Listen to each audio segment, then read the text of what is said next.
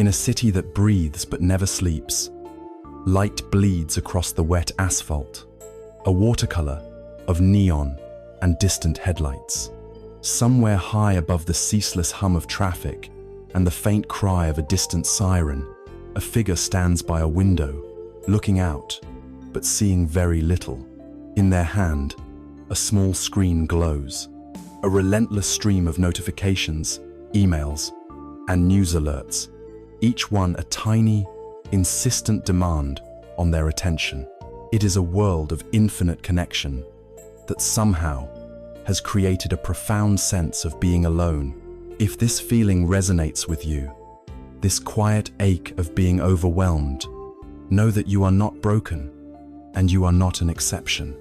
It is the silent pandemic of our time, a deep sense of being adrift in a current too strong to fight.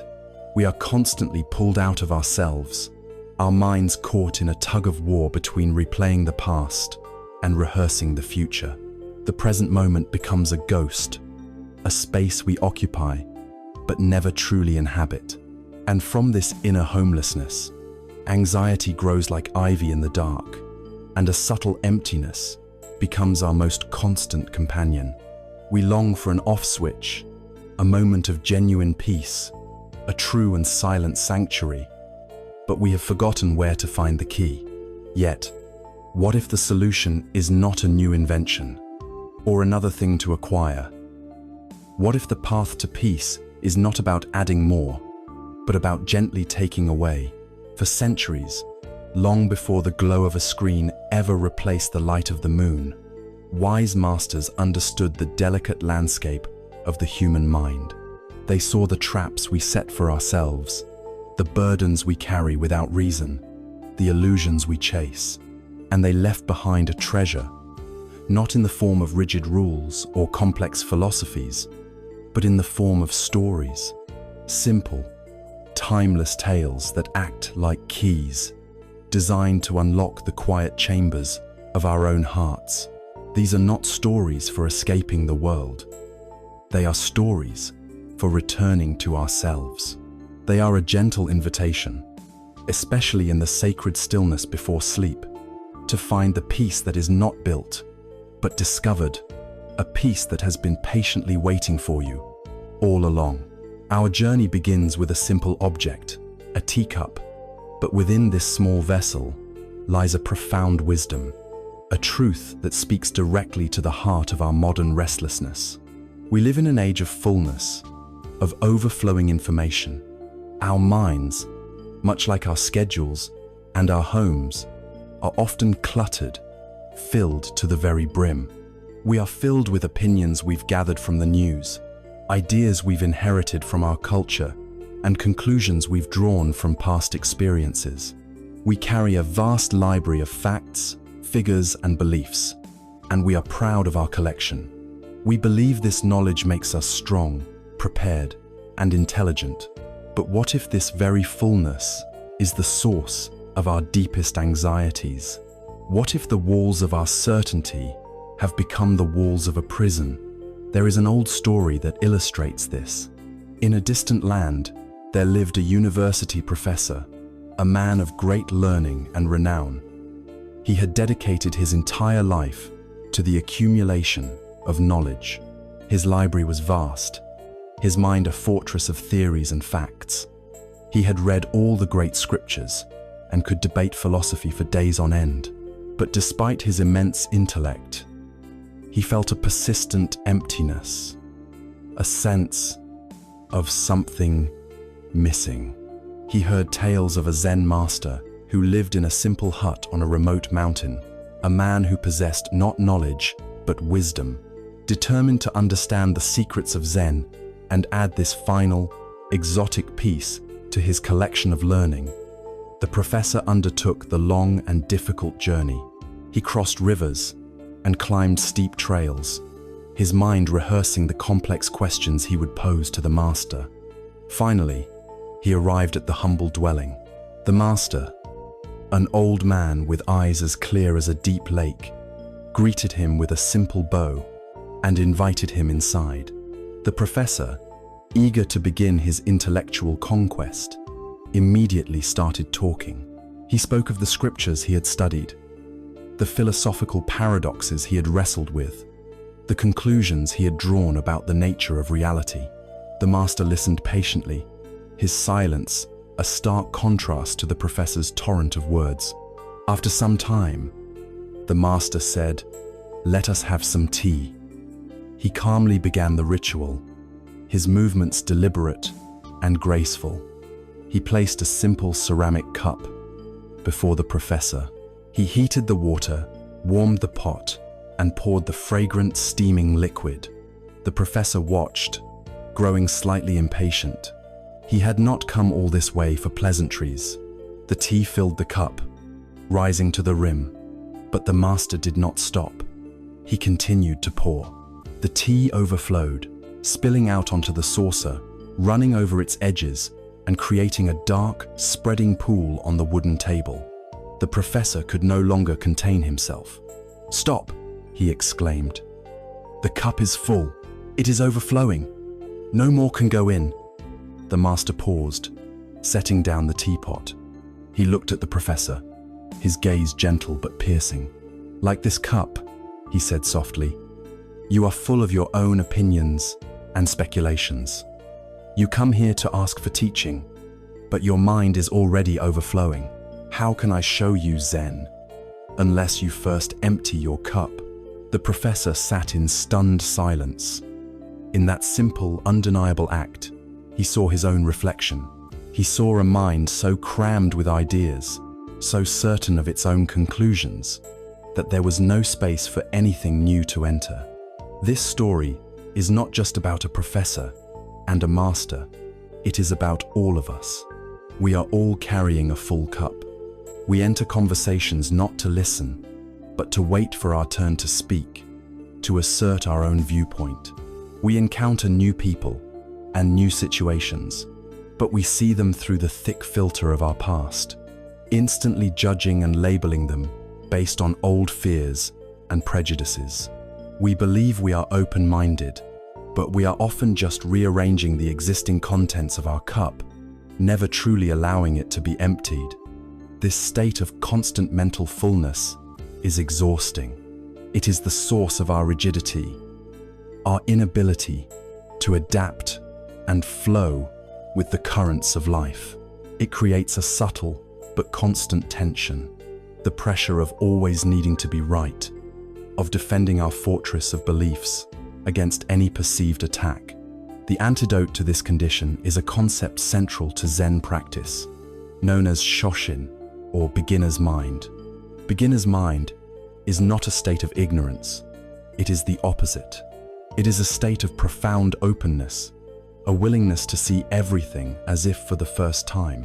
It is the mind of a child who looks at a flower not with a name or a botanical classification, but with pure, unadulterated wonder. In the beginner's mind, there are infinite possibilities. In the expert's mind, there are few. To cultivate a beginner's mind is to practice intellectual humility. It is to recognize that our knowledge is a tiny island in a vast ocean of mystery. When we let go of the need to be the expert, we open ourselves up to true learning. The benefits of emptying our cup, of cultivating this beginner's mind, permeate every aspect of our existence. In our relationships, it transforms us into better listeners. When you sit with a loved one and truly empty your cup, you are not just hearing their words. You are feeling their experience. You are giving them the precious gift of your full, undivided, and non-judgmental attention. You create a space where they feel safe to be vulnerable, a space where true connection can finally blossom. In our work and our creative pursuits, an empty cup is the fertile ground from which all new ideas emerge. A mind that is full can only repeat old patterns, but a mind that is open, that is willing to say, "I don't know," can make surprising connections. It can see solutions where others only see problems. It is no coincidence that many great scientific breakthroughs and artistic creations have come from moments of quiet contemplation. from letting go of the problem, from emptying the mind, and perhaps most importantly, emptying our cup brings a profound sense of peace. The burden of the ego, the relentless drive to know it all, to be in control, simply dissolves.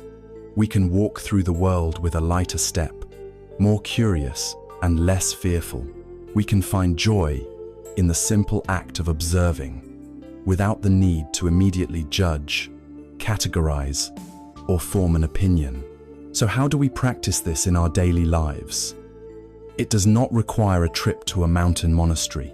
The practice begins right here, right now.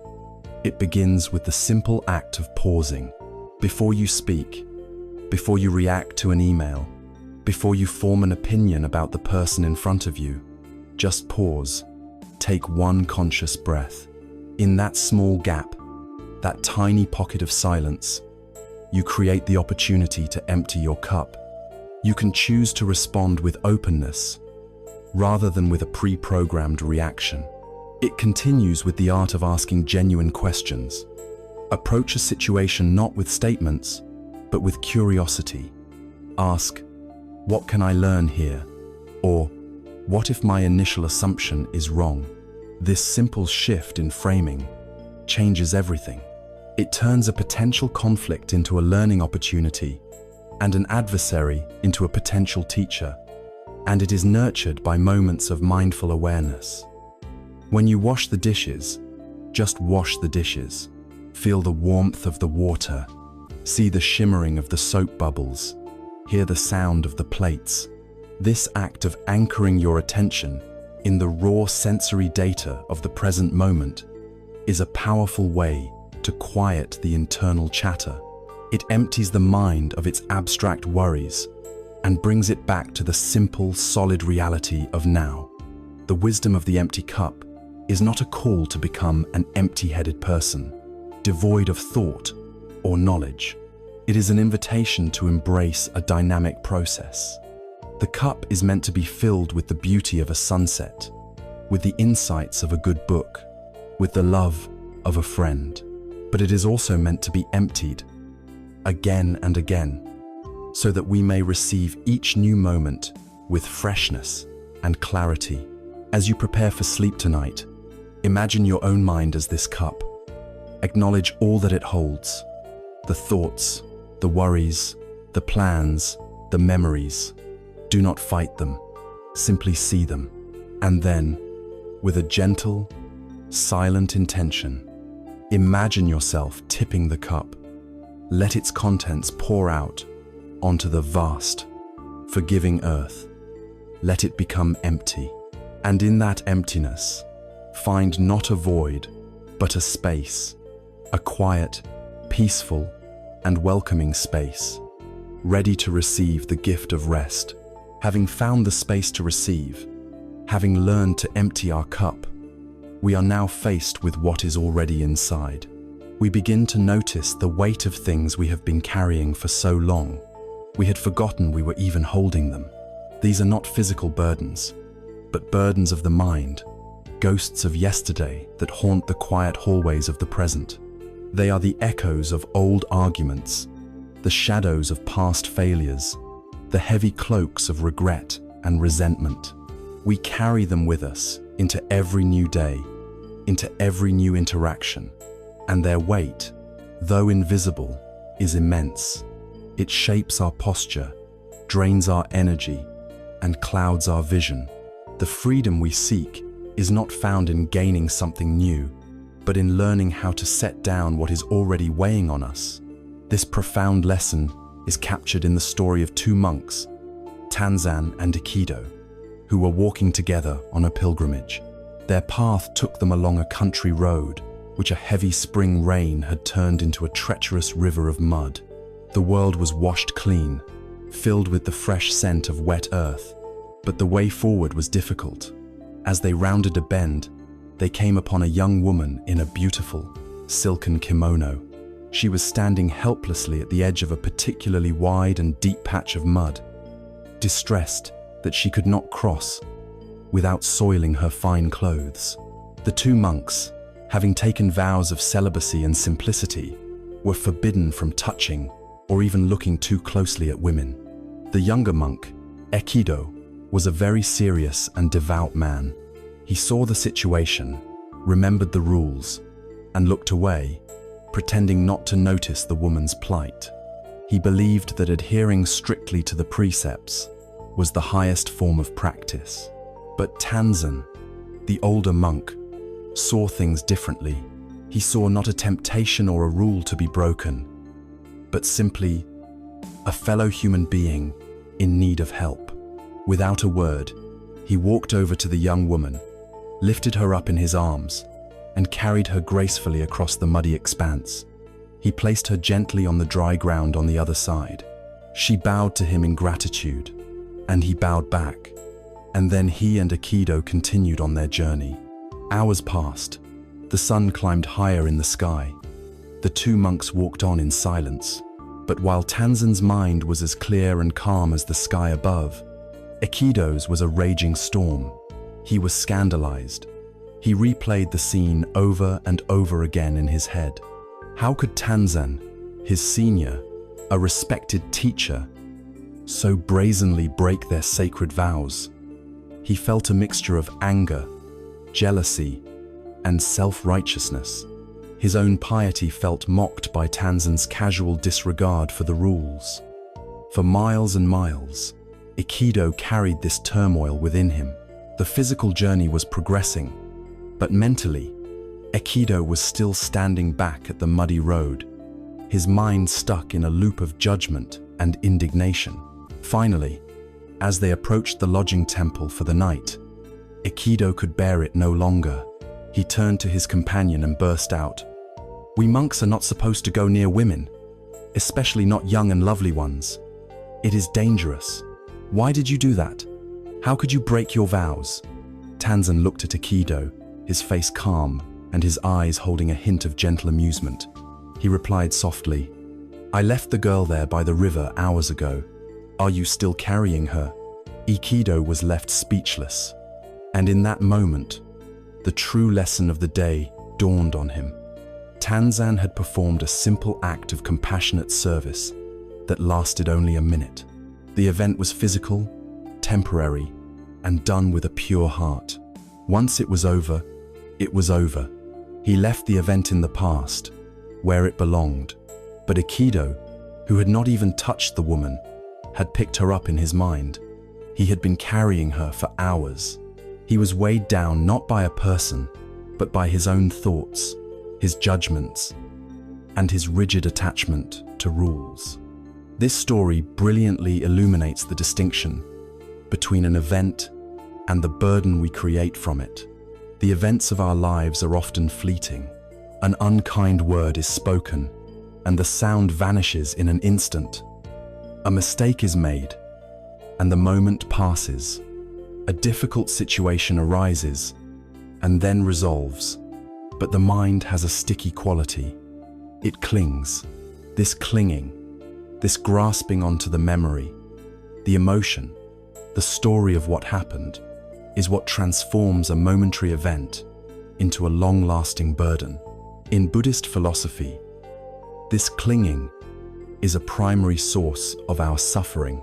We cling to pleasant experiences, creating a craving for them to return, and a sadness that they are gone. And we cling just as tightly, if not more so, to unpleasant experiences. We become the curators of our own personal museum of grievances, walking through its halls day after day, polishing the displays of past hurts, rereading the plaques that describe in detail how we were wronged. Tanzen lived in the power of the present moment. At the river, his present moment required compassion in action. After the river, his present moment required walking the path. He was free because he was not dragging the past along with him. Aikido, on the other hand, had abandoned the present moment entirely. His body was walking toward the temple, but his mind was trapped miles behind him, chained to an event that no longer existed. This is the choice we face in every moment. The past is a country we can never revisit. The future is a land that has not yet been discovered. The only ground we can ever truly stand on, the only place we have any real power, is the present moment. And it is only in this moment that we can choose to put our burdens down. So how do we do this? How do we stop carrying the ghosts of our own making? The first step is simple awareness. You cannot put down a bag if you do not first realize that you are carrying it. Throughout your day, create small moments to check in with yourself. Ask, what am I carrying right now? Give the burden a name. This is the weight of that email I have to send. Or, this is the stone of that argument from yesterday. Or, this is the heavy cloak of worrying about my health. The simple, non-judgmental act of naming the burden creates a space between you and it. You are no longer lost in the emotion. You are the observer of the emotion. You realize that you are not the anger. You are the one experiencing anger. This separation is the beginning of freedom. Once you have noticed and named the burden, you can practice a conscious release. Visualization is a powerful tool for this. Close your eyes for a moment and picture the burden as a physical object. Perhaps it is a heavy, gray stone in the palm of your hand. Feel its weight, its rough texture. Then, with a clear intention, visualize yourself opening your hand and letting the stone drop to the ground. Hear the thud as it lands. Feel the immediate lightness in your palm, in your arm, in your entire being. Or perhaps the burden is a heavy backpack. In your mind's eye, feel the straps digging into your shoulders. Then, consciously shrug the backpack off. Let it fall away behind you. Feel the relief in your back and shoulders as you stand up straight and free. Connect this release to your breath. The breath is a powerful anchor to the present and a vehicle for letting go. As you notice a burden, take a slow, deep breath in. As you breathe out, imagine the story, the tension, the worry, leaving your body with the air. The out-breath is a physical release. Use it as a signal to the mind to let go too. Inhale a new, fresh moment. Exhale the past. For burdens that are particularly persistent, the act of writing can be a form of release. Take a piece of paper and write it all down, everything you are feeling, without censorship. Pour the anger, the sadness, the fear onto the page. Once it is externalized, once it is there in ink, it is no longer just a ghost swirling inside you. You can fold the paper and put it away. You can even safely burn it as a ritual of release. The journey of life will always have its muddy roads. There will always be challenges and obstacles. The goal is not to build a bridge over every puddle or to never get our feet dirty. Compassion and love will sometimes ask us to step into the mud to help carry someone for a little while. But the wisdom lies in knowing where the riverbank is. It lies in knowing how to put the burden down once the crossing is complete, so that we may continue our own journey with a light heart and a clear mind. As you lie here now, preparing for the sanctuary of sleep, take a moment to scan your inner world. Are there any girls you are still carrying from today, or yesterday, or from many years ago? A word, a look, a mistake, a regret. Acknowledge them without judgment. And then, with the softness of your next exhale, give yourself permission to leave them by the river. You have carried them long enough. The road ahead is clear, and you deserve to walk it freely. Having learned to create space by emptying our cup, and having practiced setting down the burdens of the past, we arrive fully in the present moment. But we soon discover that the present is not always a place of simple peace and clarity. Often, it confronts us with questions that our logical, problem-solving minds cannot answer. We live in a world that worships certainty. From our earliest school days, We are trained to find the right answer, to solve for X, to connect the dots in a clear, straight line. An unanswered question feels like a loose thread on a sweater, an itch we must scratch. We feel a deep, gnawing discomfort with ambiguity, with the gray areas of life. This relentless need for answers, for everything to be neatly categorized and understood, can become a source of profound and constant anxiety. What happens when life itself presents us with a question that has no logical solution? In the world of Zen, there is a unique tool designed specifically for this situation. It is called a koan. A koan is not a riddle with a clever punchline. It is a paradoxical question or statement given by a master to a student, designed not to be solved by the intellect, but to exhaust it, to break it down, so that a deeper, more intuitive understanding can emerge. One of the most famous koans comes from the great Japanese master, Hakuin Ekaku.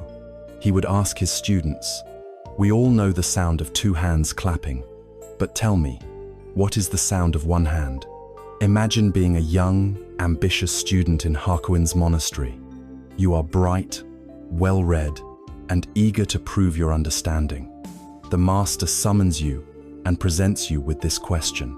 At first, you think it is a simple riddle. Your mind, a finely tuned machine for finding answers, immediately gets to work. You think, perhaps the sound of one hand is the sound of the wind. You go to the master and present your answer. He quietly shakes his head. Number. You spend days thinking harder. Maybe it's the sound of a bird crying or the rushing of a waterfall. You bring these answers, one after another, each more poetic and clever than the last. Each time, the master rejects them without explanation. Weeks turn into months. Your frustration grows. You have used every ounce of your intellect, every bit of your knowledge, and you have failed. The question begins to haunt you. It is the first thing you think of upon waking, and the last thing in your mind before a restless sleep. You see the one-handed clapping gesture in the swaying of a bamboo stalk. You hear it in the silence between raindrops. The koan is no longer a puzzle to be solved. It has become your constant companion, your tormentor. Your intellectual pride, the very foundation of your identity, begins to crumble. You are forced to confront the limits of your own thinking. You have no more clever answers to offer. You are empty, defeated, and it is here, in this state of complete surrender, that a shift begins to occur. You stop thinking about the koan, and you start to truly live with it. You carry it with you into the garden as you pull weeds. You feel it in your breath as you meditate. It ceases to be a question outside of you and becomes a deep, vibrating inquiry within you. Then, one day, perhaps without any warning, a breakthrough happens. It is not a thought. It is not a new, brilliant answer. It is a direct experience. While listening to the distant cry of a cicada, you suddenly realize that you are the sound. The separation between the listener and the sound, between you and the universe, dissolves for an instant. In that moment of pure, unmediated experience, you have heard the sound of one hand. You return to the master, and this time, you say nothing. You simply bow. He looks into your eyes and nods. The question has served its purpose. It was never a question to be answered, but a door to be opened. This journey of the Zen student is a powerful metaphor for our own lives. We are all given koans by life itself. What is the meaning of my life? How do I love unconditionally? How do I find peace in a world of chaos? Why do I have to watch someone I love suffer? These are not problems with neat, tidy solutions that can be found in a book or on the internet. They are the great, unanswerable questions of the human experience. Our modern culture with its addiction to data and its promise of a quick fix for everything, teaches us to fear these questions. It tells us that not having an answer is a form of failure, so we scramble for anything that feels like a solution. We distract ourselves with endless entertainment. We adopt rigid belief systems that offer comforting certainty, or we fall into a state of chronic anxiety, our minds spinning endlessly like a computer trying to solve an impossible equation. The wisdom of the koan teaches us a different way. It shows us that peace is not found in having all the answers. Peace is found in developing the capacity to live gracefully with the questions. It is the ability to hold the profound mysteries of life in an open heart, without the frantic need to nail them down and put them in a box. This state of not knowing is not a weakness. It is a superpower. It is a form of humility that opens us up to wonder. It is a spaciousness of mind that allows for intuition, creativity, and a deeper, more authentic connection to the world to emerge. When we give up the struggle for answers, we stop fighting with reality. We begin to flow with it. So how can we apply this ancient wisdom to our own lives, right here and now? First, we can begin to identify our own personal koans. What are the persistent, unsolvable questions that your life is asking of you? It might be a complex relationship, a career path that feels uncertain, a deep spiritual longing. Instead of seeing these as problems that need to be fixed immediately, try seeing them as koans that you have been given to live with. Honor them. Acknowledge their depth and complexity. Next, practice embracing the simple, honest phrase, "I don't know." Say it to yourself. Feel the release that comes with it. We put so much pressure on ourselves to be the expert on our own lives. Giving yourself permission to not know is a profound act of self-compassion. It takes the pressure off and allows for a new, unexpected path to reveal itself in its own time. When you find your mind caught in a relentless loop, wrestling with one of these big questions, consciously shift your awareness from thinking to sensing. The answer to the sound of one hand is not found in a thought, but in a direct experience. In the same way, the peace you seek is not in a mental conclusion, but in the reality of the present moment. Bring your attention to the physical sensations of your body. Feel the weight of the blanket upon you. Notice the gentle rhythm of your own breathing. Listen to the quiet sounds of the room. This act of grounding yourself in your senses is a way of dropping the koan from your head into your heart. You stop trying to figure life out, and you simply allow yourself to be in it. The sound of two hands clapping is the world of duality, of opposites, of you and me, of right and wrong, of success and failure. It is the world of logic and reason. It is loud, obvious, and it is where we spend most of our lives. The sound of one hand is the sound of the world beyond that duality. It is the sound of unity, of wholeness, of the seamless fabric of being. It is the sound of life itself, before we cut it up with our thoughts and labels. It is much quieter. It is subtle, but it is always, always there. Tonight, as you settle into the silence, let go of the need to solve the puzzles of your life. Do not search for answers. Simply listen. Listen to the quiet space between your thoughts. Listen to the feeling of your own aliveness. In that deep, receptive silence, you might just begin to hear the soft, inaudible, and deeply peaceful sound of one hand. Having learned to quiet the mind, release the past, and inhabit the great mystery of the present, we now arrive at the shoreline of our daily interactions. It is here, in the bustling currents of our relationships with others, that our peace is most often tested. A careless word, a perceived slight, an unexpected setback. These are the small collisions that can send ripples of anger and frustration through our entire being, disturbing the calm we so carefully cultivate. We have a deeply ingrained tendency to look outward for the source of our distress, to find someone or something to blame. But what if the true source of our anger lies not in the collision itself, but within our own vessel? The ancient Taoist sage, Zhuangzi, a philosopher whose wisdom flows like a great river into the sea of Zen, tells a story that holds a powerful key to this question. Imagine a man, alone in his small boat, at dusk. The river is calm, a mirror of glass reflecting the soft purples and oranges of the fading sky.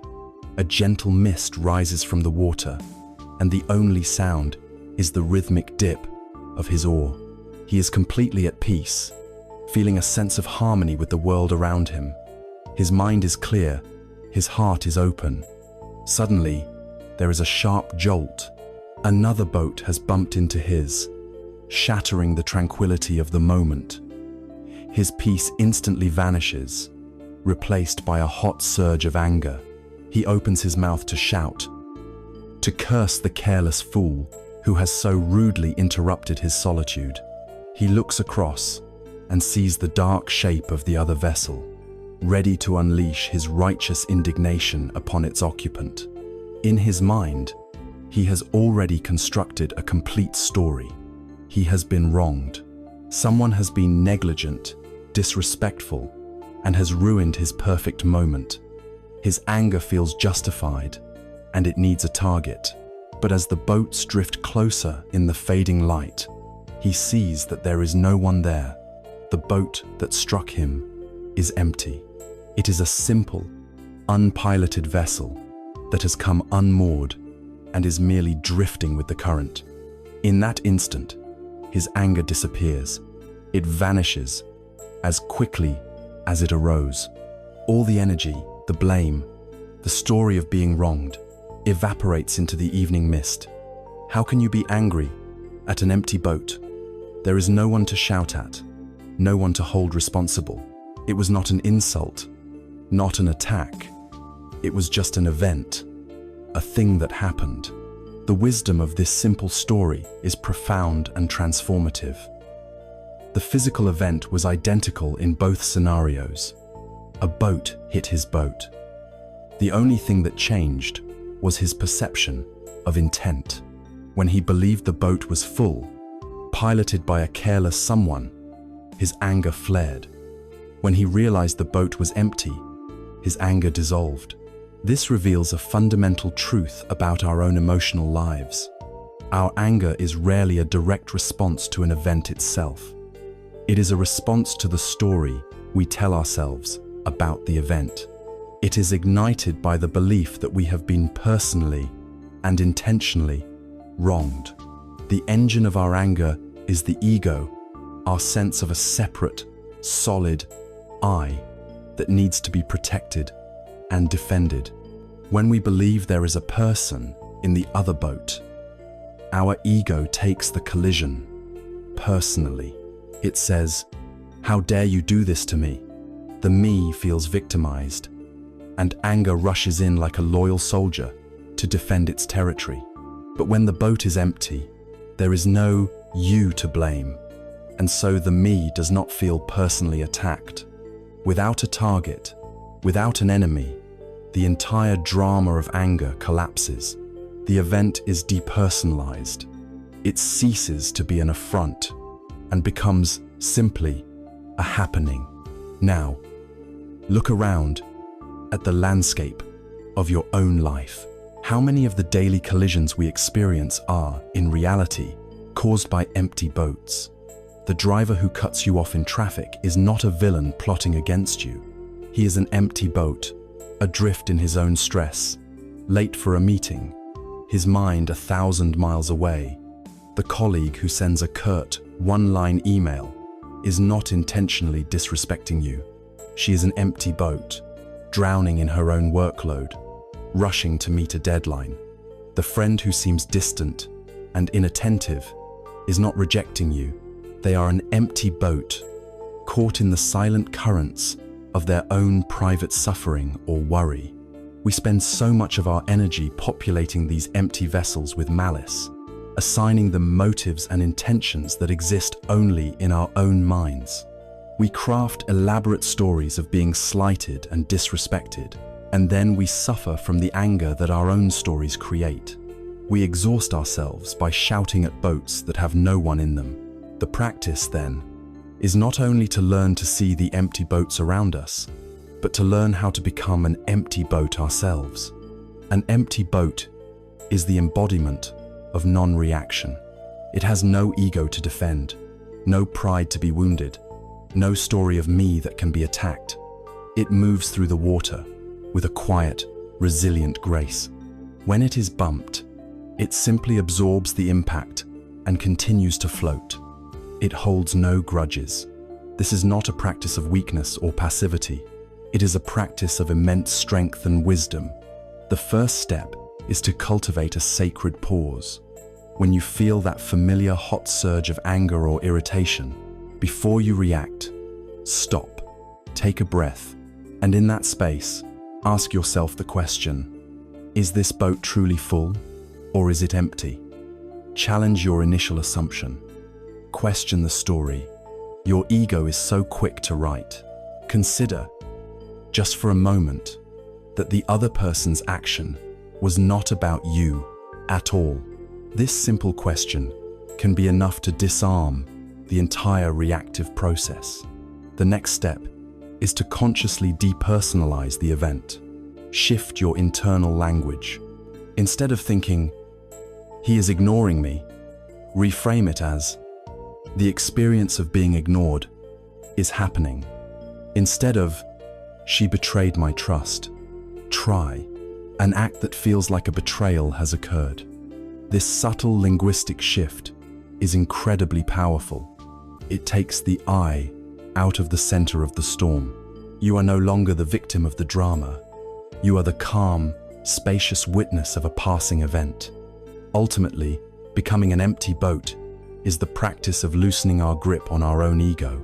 It is about realizing, through quiet observation, that the self we work so hard to defend is not a solid, permanent thing.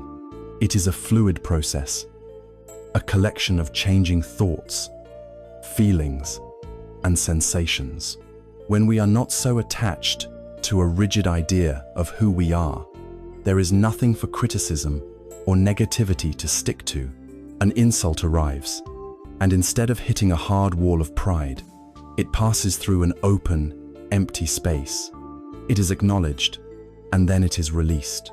Life is a vast river, and we cannot avoid the occasional collision. We will be bumped, jostled, and sometimes hit with force by other people and by circumstances beyond our control.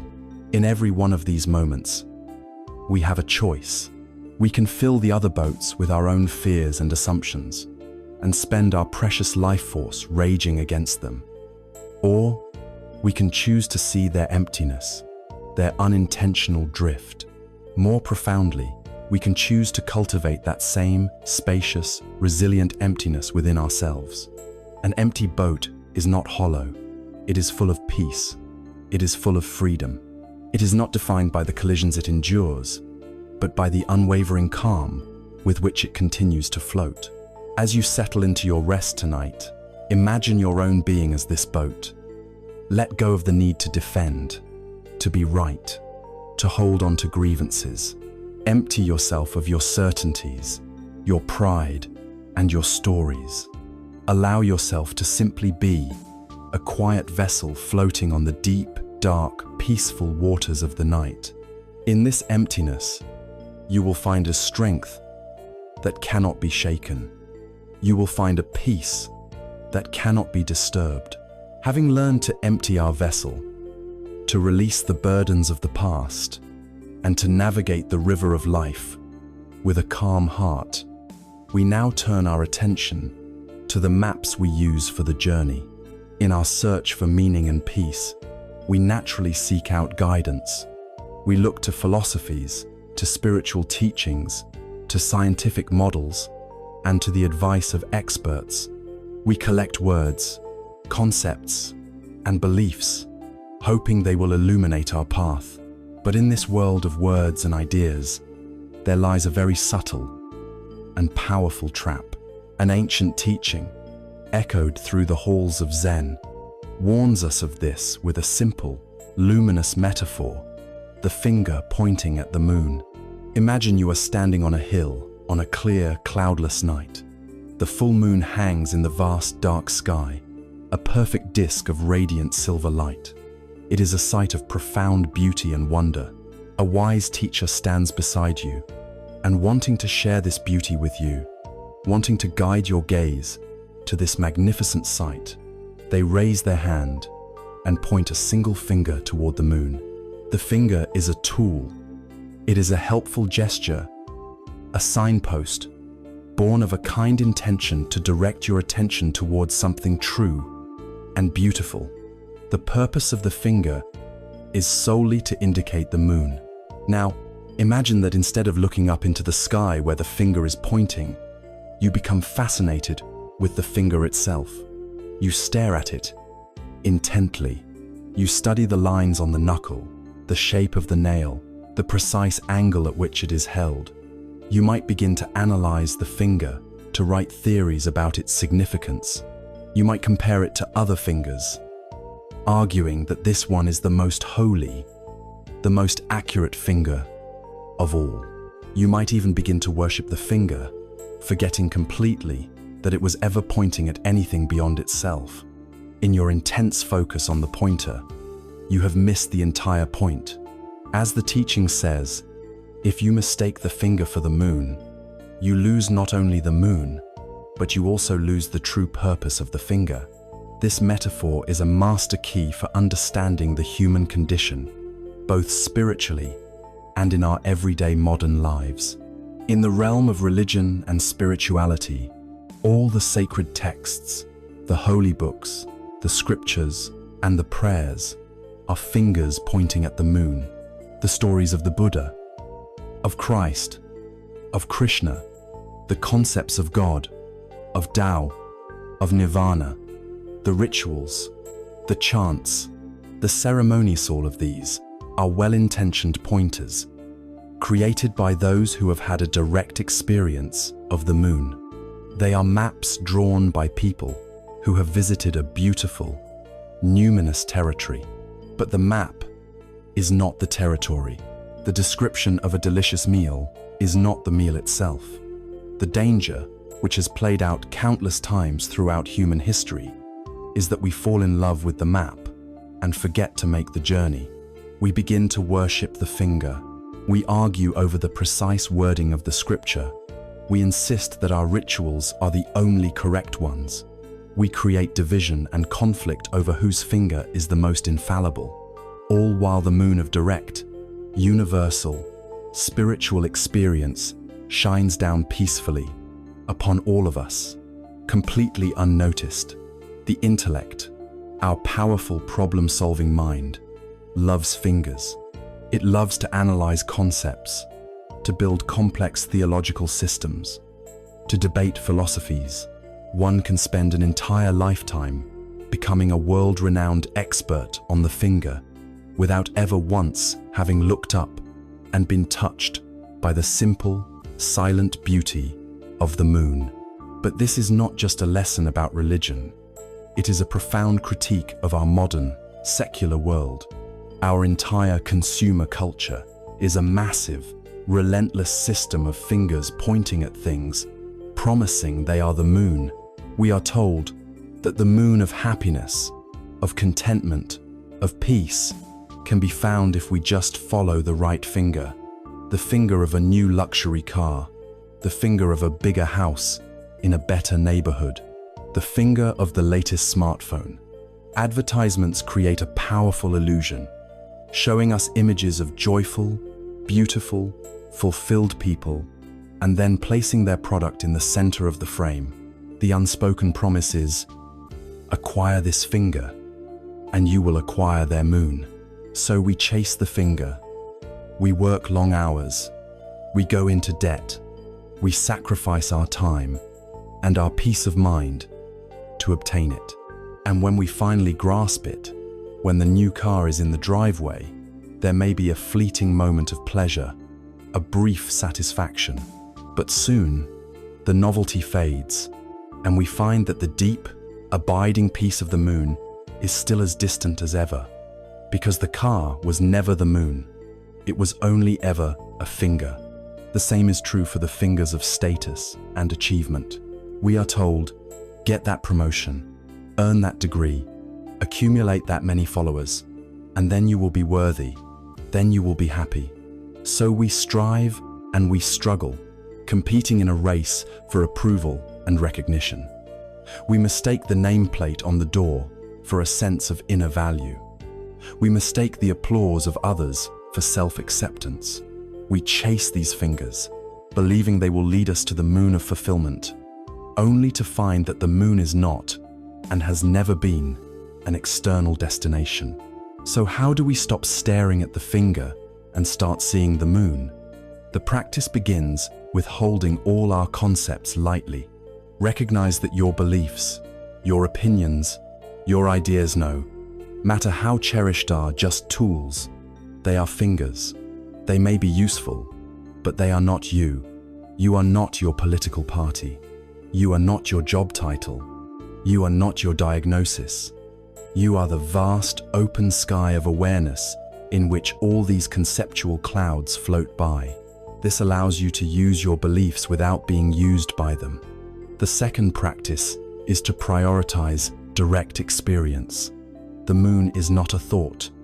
It is not an idea. It is a direct, non-verbal experience of reality.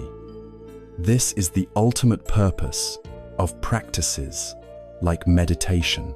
When you sit and simply focus on the feeling of your breath entering and leaving your body, you are stepping out of the world of fingers. You are not thinking about peace. You are tasting it. When you walk in a forest and truly allow yourself to see the green of the leaves and feel the texture of the bark, you are having a direct experience of the moon of life, unmediated by your labels and judgments. Finally, we can use this metaphor as a tool for self-inquiry. When you find yourself chasing an external goal, a material possession, or the approval of others, pause and ask yourself, what is the moon that I truly believe this finger will give me?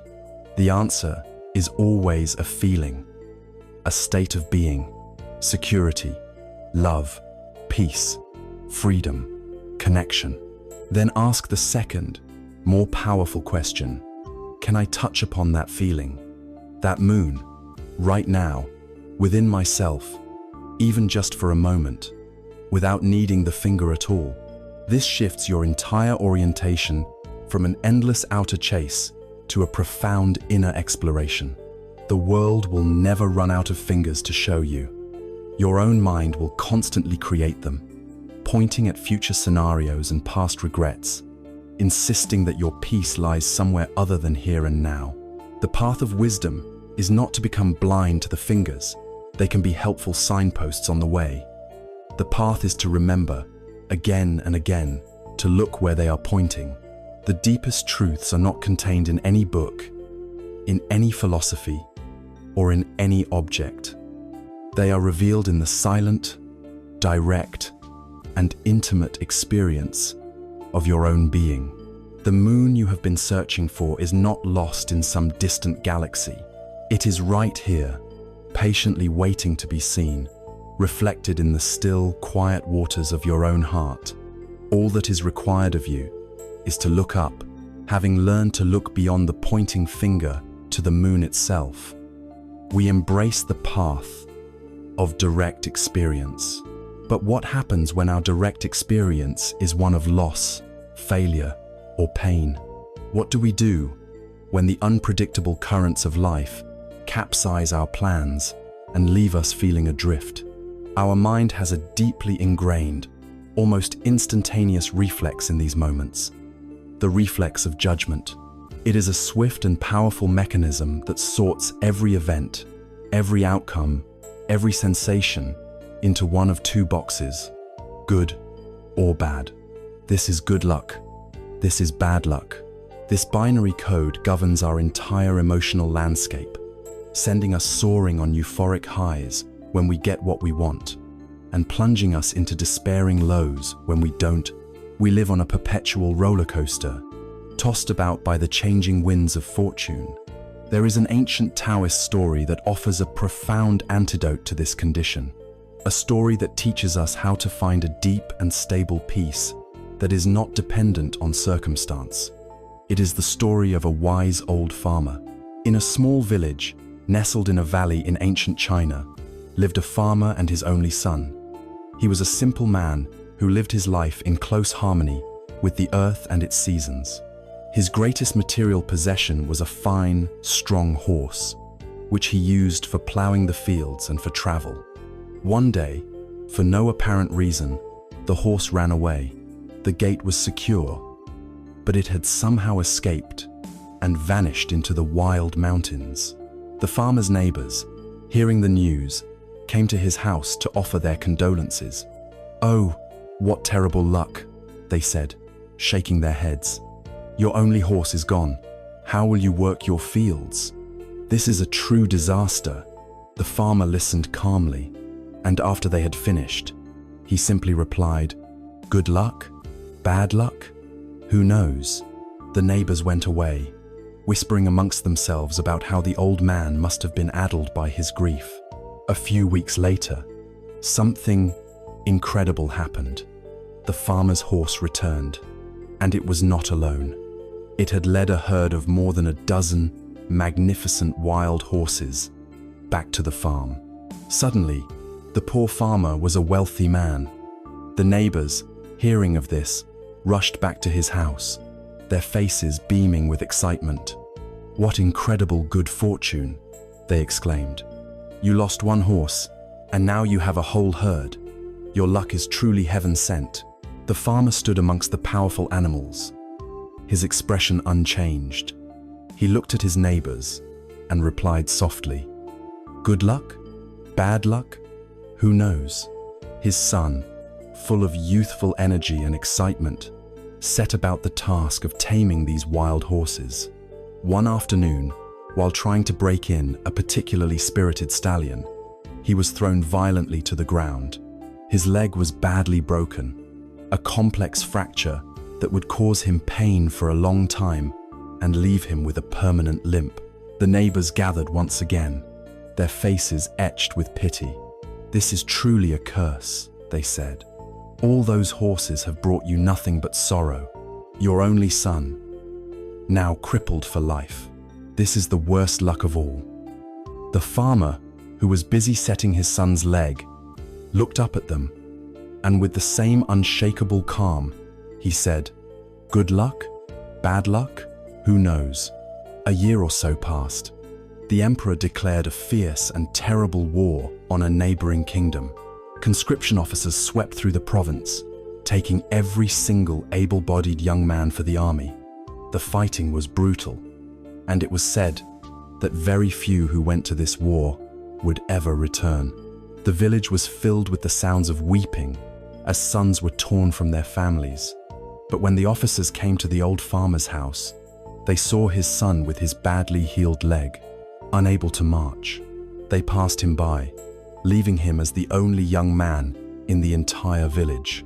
The neighbors, their own sons now gone, came to the farmer, their eyes filled with a mixture of awe and sorrow. "You were right all along," they said. "Your son's injury, which we saw as a curse, has saved his life. This has turned out to be the greatest blessing of all." The old farmer looked out at the road where the soldiers had disappeared, and for the final time, he said, "Good luck? Bad luck? Who knows?" This story is a masterclass in the wisdom of non-judgment. It reveals, with stunning clarity, how incredibly limited our human perspective truly is. We see one single, isolated event, and we rush to judge it as the final word, the end of the story. But life is not a single event. It is an infinitely complex and interconnected web of cause and effect. a vast and intricate tapestry. We see but one tiny thread and presume to know the design of the whole cloth. The farmer's wisdom lies in his humility, in his deep understanding that he cannot possibly see the full picture. His peace comes not from having good fortune, but from his radical acceptance of the unfolding mystery of life. He understands that the very nature of an event is defined by what comes after it, and what comes after is always unknown. Our suffering, then, comes not from the events themselves, but from the layer of judgment we impose upon them. When we label an event bad, we create resistance, fear, and anger. We fight against reality, a battle we can never win. When we label an event good, we create attachment and craving, which leads to the subtle, gnawing anxiety that our good fortune might be taken away. The farmer is free from this emotional turbulence because he refuses to apply these labels. He does not ride the roller coaster of hope and despair because he never buys a ticket. He simply stays on the solid ground of the present moment, observing what is and responding as needed. A horse is gone. The fence must be mended. Horses arrive. A larger corral is needed. A leg is broken. It must be set. He wastes no energy in celebrating or lamenting. He puts his energy into a wise and compassionate response. The story also shows that fortune and misfortune are not opposing forces. They are like yin and yang, two sides of the same coin, inextricably woven together. Within every crisis lies an opportunity. Within every success lies the seed of a future challenge. The broken leg, a perceived disaster, contained the blessing of life. The arrival of the horses, a perceived blessing, contained the disaster of the injury. Life is a dance of these seeming opposites.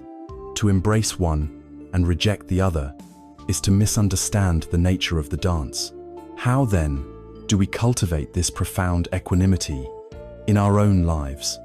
We can start by adopting a version of the farmer's phrase. When you catch yourself labeling an event as terrible or perfect, introduce the gentle power of the word maybe. I failed the exam. This is a disaster. Pause. Breathe. Maybe. Maybe this will lead me to study a subject I'm truly passionate about. Maybe this is a lesson. In humility, I needed to learn. Who knows?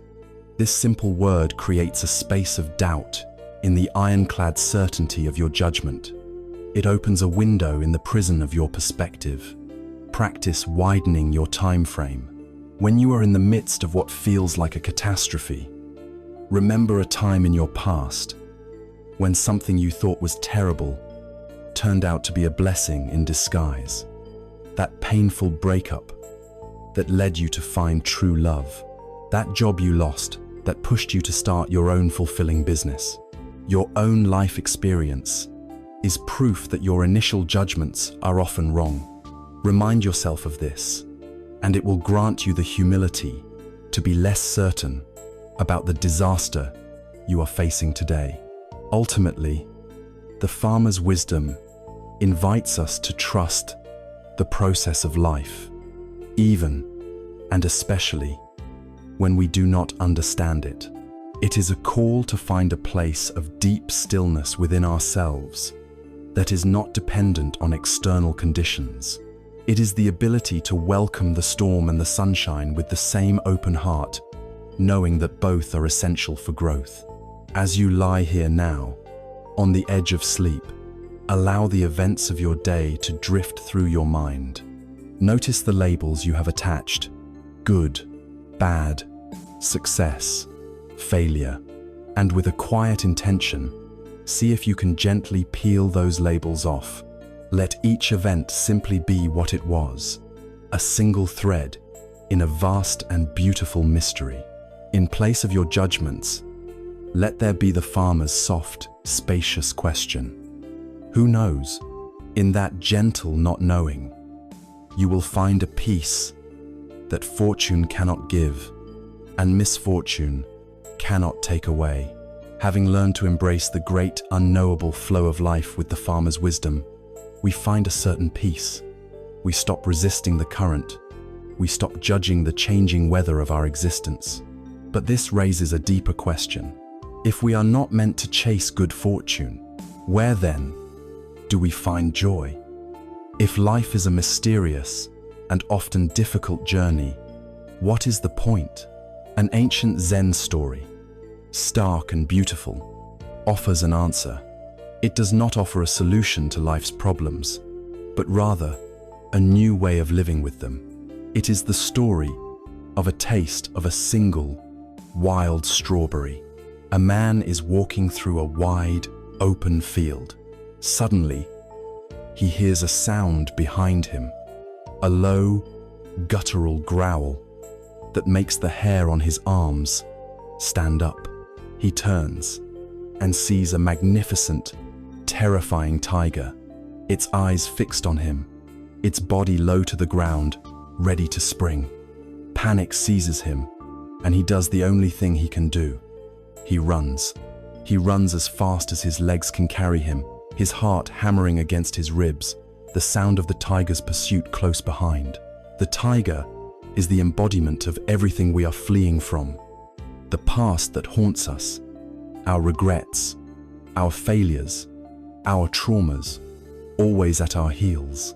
The man runs and runs until he comes to the edge of a great cliff. He is trapped. The tiger is behind him, and a sheer, bottomless drop is in front of him. In a desperate, last-ditch effort to survive, he spots a thick vine growing from the cliff's edge. He grabs onto it and swings himself over the side, dangling precariously in the empty air. Hanging there, catching his breath, he looks down, hoping to see a ledge, a path to safety. But what he sees instead is another tiger, on the ground far below, looking up at him, licking its lips.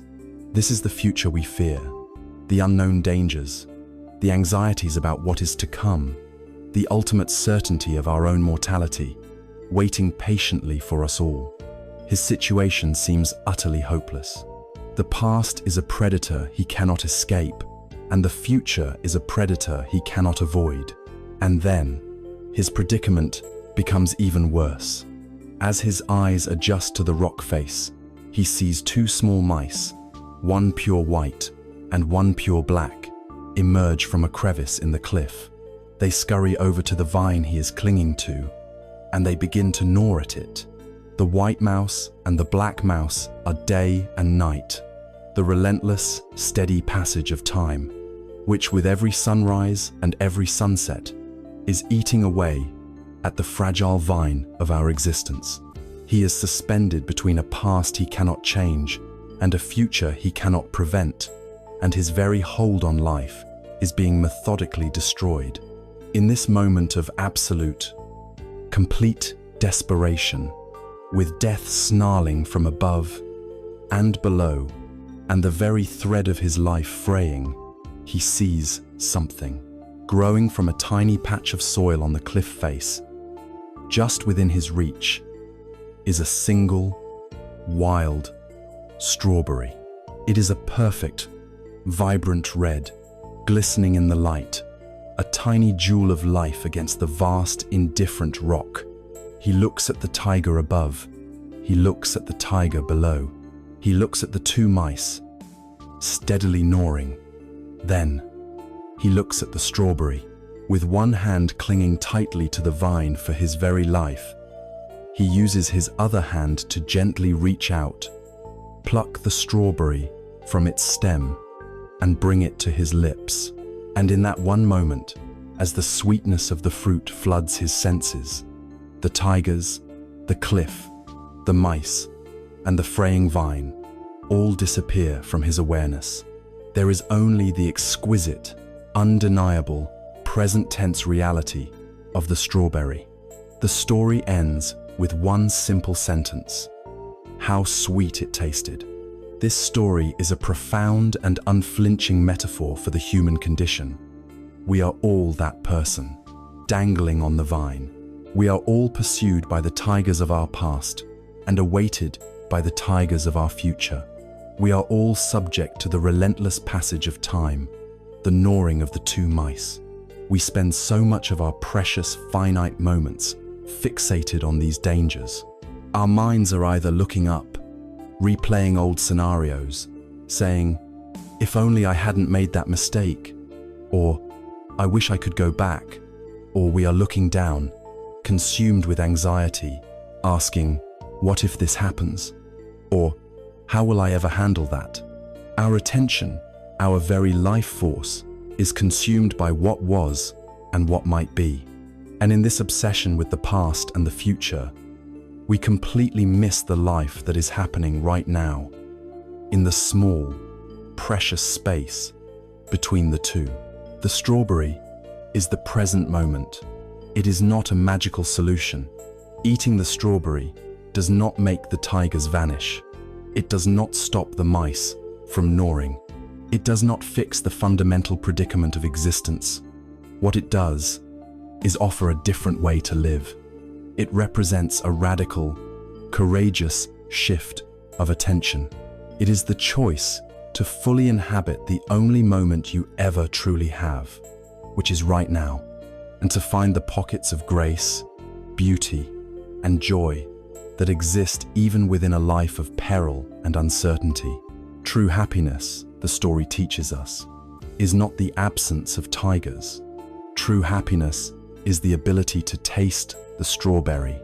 And so, we must ask ourselves, what are the strawberries in our own lives? They are not grand, dramatic events. They are small, simple, sensory moments of goodness that are always available, if only we have the presence of mind to notice them. A strawberry is the feeling of the warm sun on your face on a cool day. It is the rich, dark aroma of your first cup of coffee in the morning. It is the sound of rain tapping gently against your window pane as you lie warm in bed. It is the shared laughter with a friend. It is the sight of a perfect, intricate snowflake on your sleeve. It is the deep, satisfying feeling of a full breath entering and leaving your body. Our lives are filled with these strawberries, but we are often too busy worrying about the tigers to ever taste them. The practice, then, is the practice of noticing. It is the active, conscious training of your attention to seek out and appreciate these simple moments.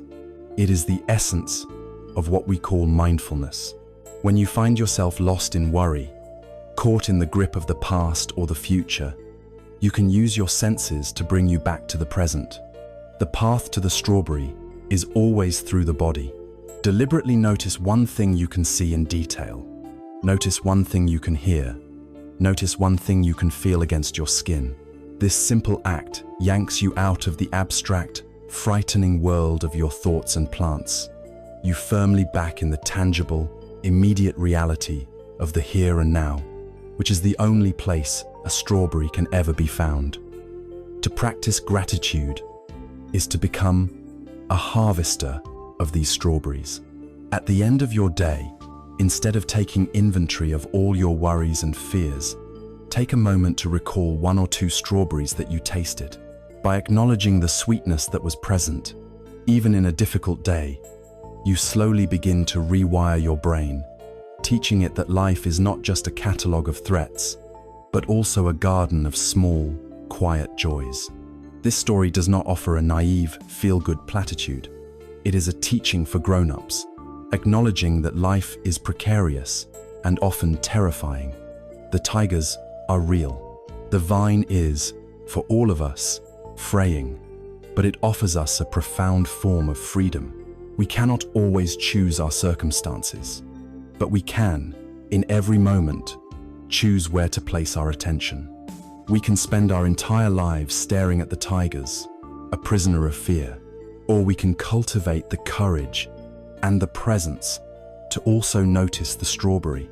As you rest here now, suspended in the quiet moment between the day that has passed and the day that is yet to come, you can acknowledge the tigers of your own life. See them, do not deny them, but then, gently, deliberately, turn your attention to the simple, undeniable sweetness of this present moment, the feeling of your head on the pillow, the gentle weight of the blanket, the quiet rhythm of your own heart, beating steadily in your chest. This, right here, is your strawberry. Taste it fully. How sweet it is. Having learned to savor the sweetness of the present moment, we find a deep joy that is independent of life's great dramas. We can taste the strawberry even as tigers watch from above and below. This is a profound inner resilience. Yet, many of our most immediate challenges come not from the abstract tigers of fate, but from the very real and often painful interactions we have with other people. What do we do when we are faced with another person's anger? What is the wise response when criticism, blame, or insults are directed at us like sharpened arrows? Our most primal instinct is to retaliate. We defend our pride. We attack in return. We engage in a painful exchange that invariably leaves both parties wounded. We believe that to not fight back is a sign of weakness. But there is another way, a path of unshakable strength and impenetrable peace, illustrated by a powerful encounter in the life of the Buddha. The Buddha was walking through a village, his presence radiating a deep and gentle calm. As he was teaching, a man from the crowd, his face contorted with bitterness and rage, pushed his way forward. For reasons of his own, perhaps he was jealous of the respect the Buddha commanded. Perhaps he found the teachings offensive to his own beliefs. Or perhaps he was simply a man carrying a heavy load of suffering. He began to verbally assault the Buddha. He hurled insults. He made false accusations. He used the cruelest and most demeaning language he could summon, his voice dripping with venom. His intention was clear: to provoke, to humiliate, and to wound. Throughout this entire tirade, the Buddha did something extraordinary. He did nothing. He stood in perfect, relaxed stillness. He did not argue. He did not offer a defense. He did not flinch.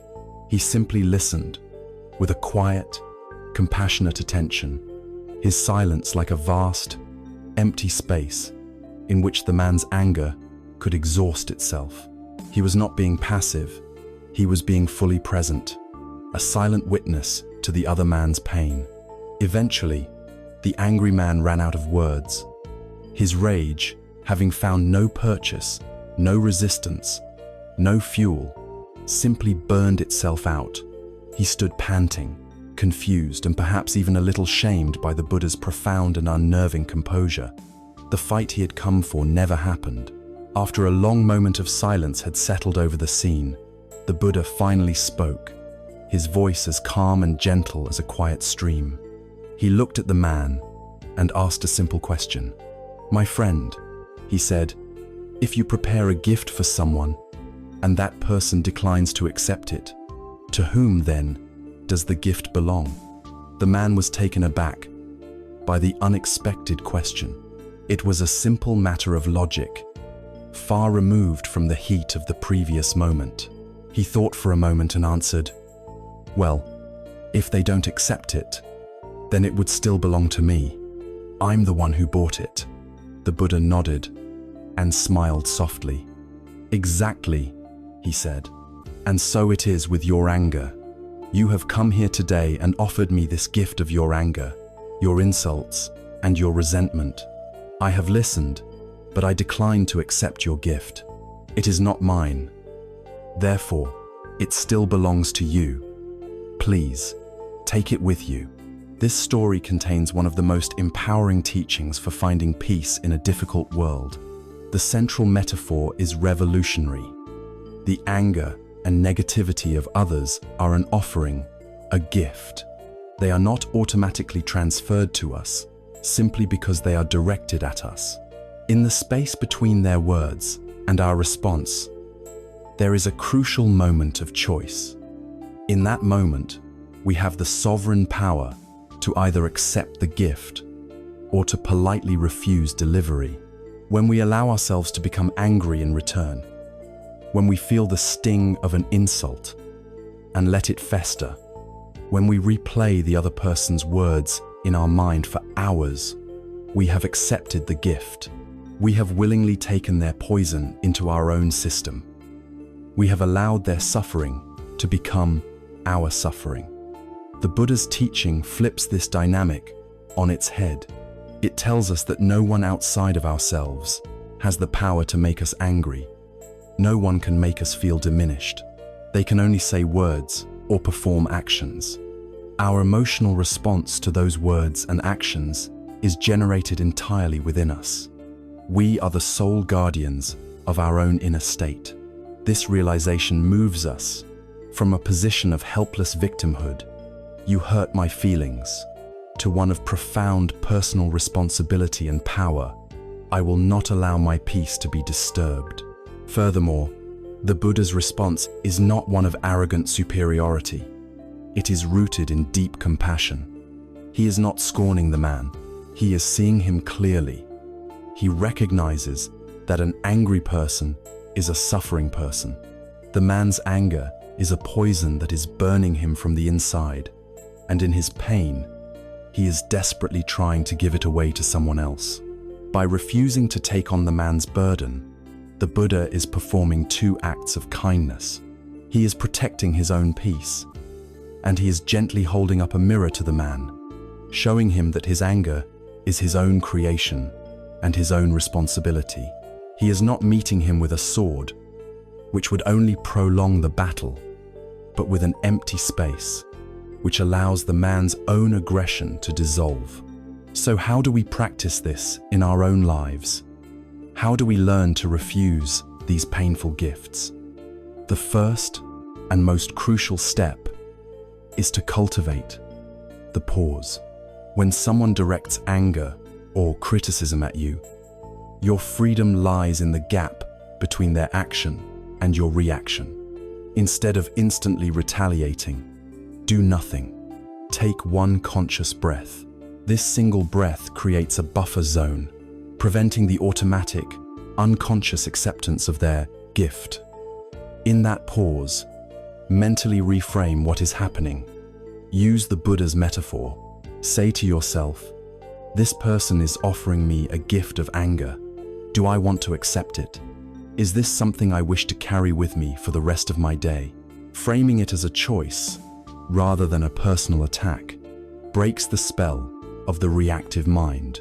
Then, try to look at the person offering the gift with compassion. Remember that people who are happy, peaceful, and secure do not go around insulting others. Anger is almost always a mask for fear, insecurity, or pain. When you can see the suffering behind their aggression, it is very difficult to take their attack personally. Their words are not really about you.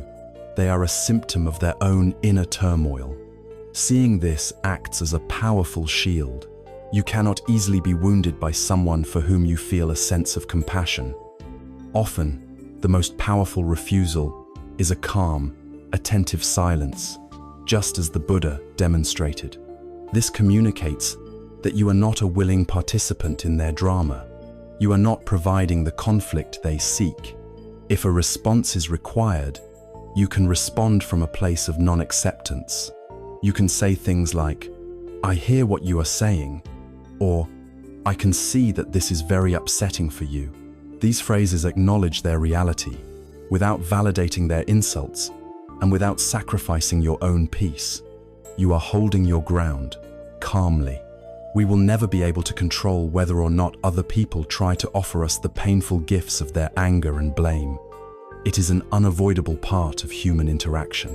For most of our lives, many of us have been unconsciously accepting every package that arrives at our door, cluttering our inner world with negativity that was never ours to begin with.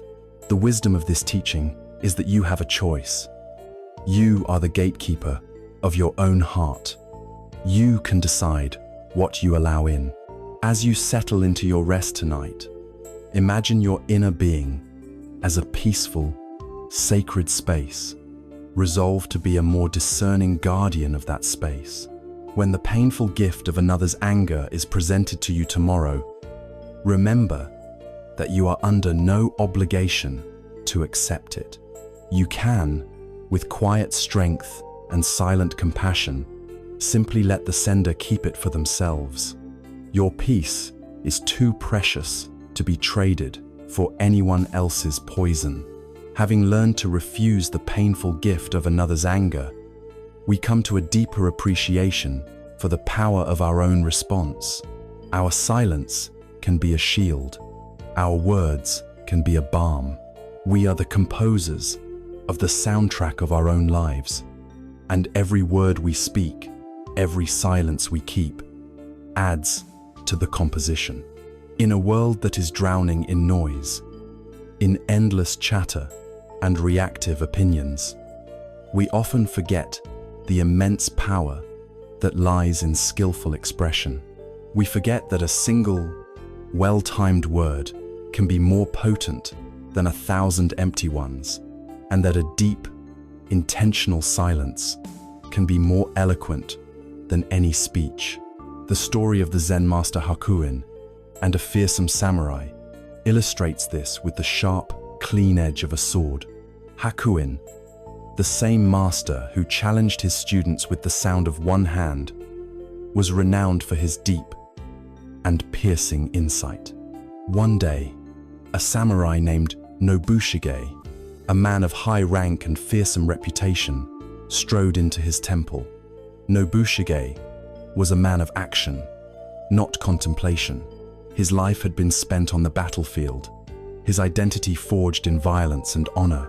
He was accustomed to being obeyed instantly, and he came to the master not as a humble seeker, but as a man demanding a service.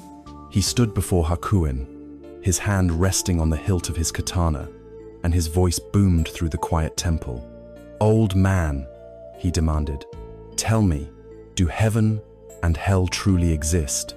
The question was not a genuine inquiry into the nature of the afterlife. It was a challenge, a test of the master's worth. Hakuin slowly looked up from his reading, his gaze traveling over the samurai's expensive armor and proud, arrogant face. Instead of answering the question, Hakuin responded with a quiet, dismissive scorn. "You ask about heaven and hell?" he scoffed. "You, a samurai, you look more like a wretched beggar than a noble warrior." The effect was instantaneous and electric. For a man like Nobushige, whose entire identity was built upon the pillar of his honor, this was an unthinkable, unforgivable insult. His face flushed a deep crimson, and a guttural roar of pure rage erupted from his chest. In one swift, fluid motion, he drew his sword. The temple air, moments before so serene, now crackled with his murderous intent. He raised the gleaming blade high above his head, ready to strike the master down for his insolence. In that very instant, with death hanging in the air, Hakuin remained perfectly, unnervingly calm. He looked directly into the samurai's furious eyes, into the very heart of his rage, and spoke a single, quiet sentence. "Here, open the gates of hell." The words were not shouted. They were stated as a simple fact. The samurai froze, his arm trembling. Hakuin's absolute fearlessness, combined with his shocking words, acted as a powerful mirror. For the first time, perhaps in his entire life, the samurai saw himself with perfect clarity. He saw his face, twisted and ugly with rage. He saw his mind, consumed by a fire of hatred. He saw his own hand, ready to commit murder over a simple, childish insult. He realized, in a flash of terrifying insight, that Hakuin was right.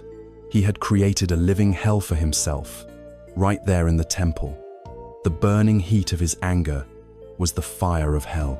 His tormented, reactive mind was the landscape of hell. He had not just asked about it, he had manifested it. A profound wave of awareness washed over him, the rage drained from his body, replaced by a deep and humbling sense of awe. His arm, which had been raised to kill, now felt heavy with shame. Slowly, reverently, he lowered the sword and slid it back into its scabbard. He then made a deep, long bow, his forehead touching the floor, in a gesture of complete surrender and gratitude. As the samurai's head was bowed to the ground, Hakuin spoke again, his voice just as calm and even as before. And here open the gates of paradise.